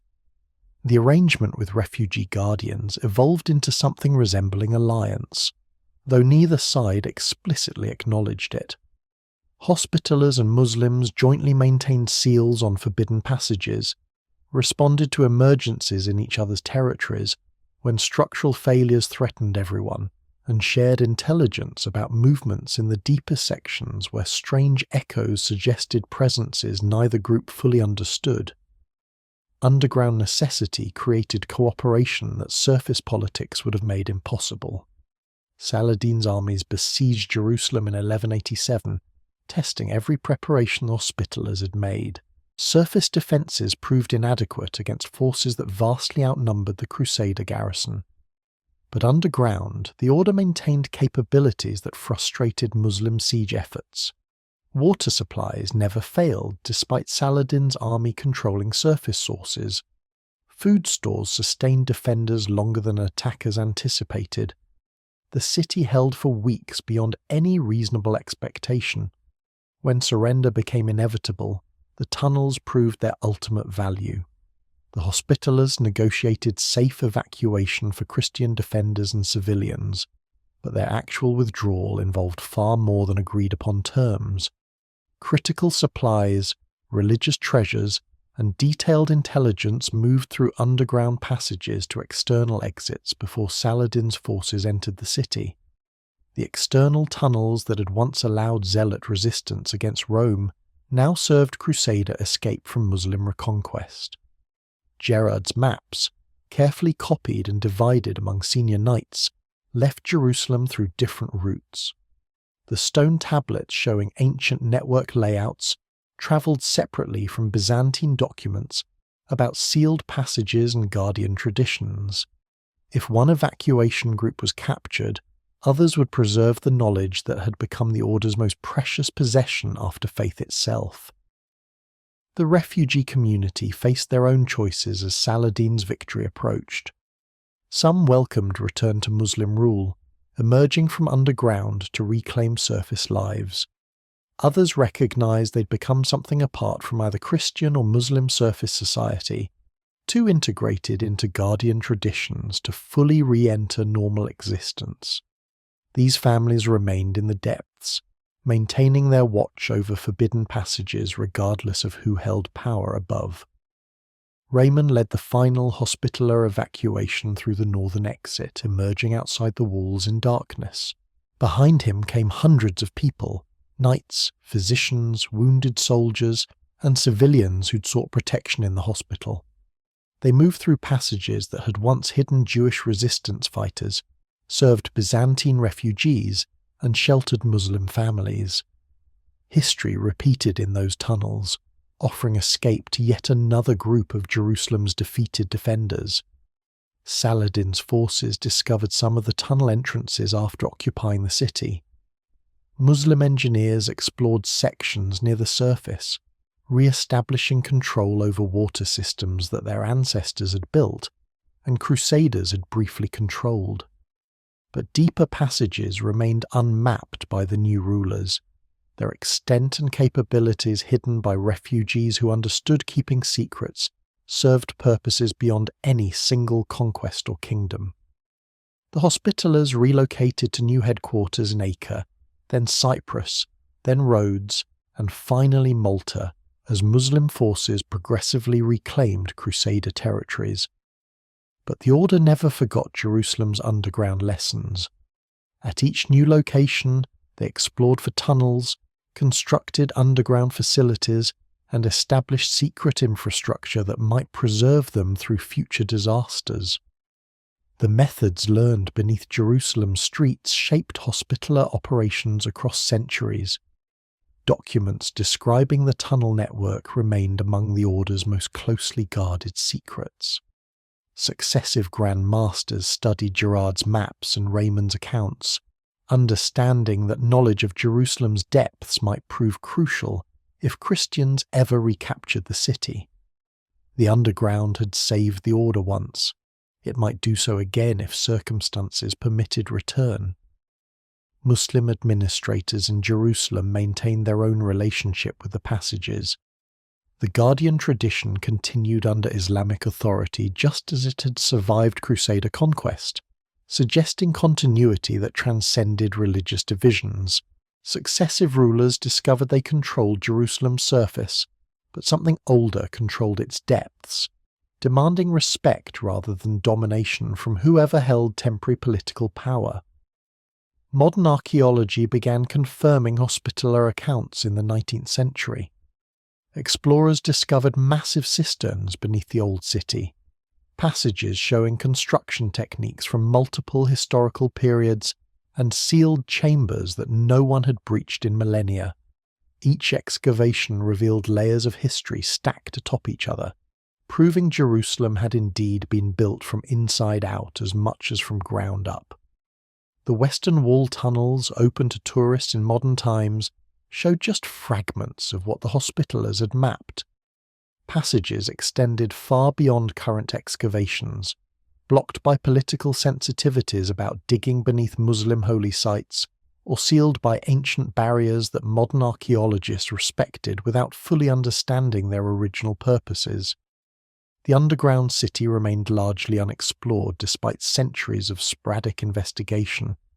Strange phenomena reported in the deepest accessible chambers echoed Hospitaller and Byzantine warnings. Air pressure changes without obvious cause, sounds that defied acoustic explanation, and areas where electronic equipment malfunctioned mysteriously. Modern researchers documented the same phenomena that had frightened ancient builders, suggesting whatever had prompted those early seals remained active in some capacity. The Hospitaller Order, now known as the Sovereign Military Order of Malta, survives to the present day as one of history's oldest continuously operating institutions. Their longevity exceeds virtually every other Crusader-era organization, outlasting kingdoms and empires that once seemed permanent. The Order attributes survival to faith and mission, but historians recognize that strategic advantages gained in Jerusalem's tunnels fundamentally shaped their evolution from simple Hospitallers to sophisticated operators who understood power's hidden dimensions. Documents in the Order's archives, still partially restricted to researchers, contain Gerard's original maps and accounts of the underground discoveries. Modern Hospitaller Knights study these records as part of understanding their Order's history, learning that true security sometimes requires capabilities beyond what surface reality reveals. The lessons from beneath Jerusalem remain relevant to an organization that still operates hospitals, provides humanitarian assistance, and maintains sovereign status despite possessing no territory. Jerusalem continues its existence above these forgotten depths. 3 religions claim it as holy ground. Conflicts over its control persist across generations, and archaeology slowly reveals what history had buried. But the Shadow City remains largely unknown, its full extent still undocumented despite technology that can map underground spaces with unprecedented precision. Political and religious concerns prevent comprehensive exploration. Digging beneath the Temple Mount risks triggering conflict between Jews and Muslims over one of the world's most sensitive sites. Excavating under Christian quarter buildings threatens structural stability of ancient construction, and some sealed passages simply resist modern attempts at investigation, their ancient barriers proving remarkably resistant to contemporary tools. The Guardian tradition apparently continues in some form. Reports circulate periodically about maintenance work in inaccessible tunnels, fresh offerings at ancient sites, and individuals who possess knowledge about passages that official maps don't show. Whether these represent direct descendants of the refugees the Hospitallers encountered, or new adherents to traditions passed down across centuries remains unclear. Gerard's crack in the floor opened access to knowledge that changed an Order's destiny, and perhaps preserved capabilities that altered Crusader history. The tunnels saved lives during evacuation, protected treasures that might otherwise have been lost, and demonstrated that Jerusalem's true nature extended far beyond what surface rulers controlled. The discovery proved both blessing and burden, granting power while revealing responsibilities that transcended immediate circumstances. The deepest sealed passages remain undisturbed, their ancient warnings respected by modern investigators despite curiosity about what lies beyond. Bronze Age doors still block routes that builders deliberately closed, marking boundaries between explored history and mysteries that perhaps should stay buried. Some questions resist answers not because they are impossible to investigate, but because investigation itself might prove catastrophic. Jerusalem above ground changes with each generation, rulers and religions cycling through conquest and defeat across millennia. But Jerusalem below ground maintains continuities that outlast surface transformations, hosting presences and purposes that connect directly to the city's earliest foundations. The Shadow City persists regardless of who holds power above it. The Hospitallers discovered this truth in 1099 through accident disguised as fortune. A crack became an entrance revealed a network changed an order, and that order survived centuries that destroyed nearly everything else from its era, possibly because knowledge gained in darkness taught lessons about endurance that surface experience alone couldn't provide. Modern visitors walk Jerusalem's streets unaware that every step passes over chambers, passages, and mysteries that have outlasted empires. The city's foundations reach deeper than anyone fully knows, connecting present inhabitants to ancients who carved stone when civilization itself was young. Above and below mirror each other, 2 Jerusalems occupying the same space while following different rules. The crack in the floor remains, carefully preserved in the building that still serves as Hospital of St. John property. Modern Hospitallers understand what their predecessor discovered, that Jerusalem's holiest ground conceals depths that humility requires respecting rather than controlling. The tunnels taught that some powers transcend human ambitions, demanding caution from anyone wise enough to recognize limits. What lies beneath the holiest city on earth still shapes its present despite remaining largely hidden. The underground cities the Hospitallers found changed them fundamentally, transforming healers into something more complex while preserving their essential mission. They learned to operate in darkness while serving the light. That knowledge survives in an order that outlasted the Crusader kingdom, the Byzantine Empire, and countless other institutions that seemed permanent in their time.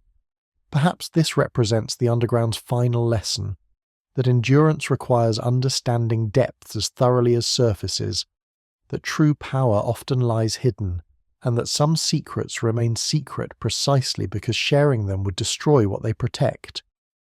Jerusalem's shadow city waits beneath the holy city, largely unexplored despite centuries of occupation. The tunnels remember everyone who walked them: zealots fighting Rome, Byzantine Christians fleeing persecution, Muslim defenders resisting crusaders, and Hospitaller knights discovering capabilities that would define their order across 8 centuries. The depths remember, and in darkness that has outlasted empires, memory matters more than conquest.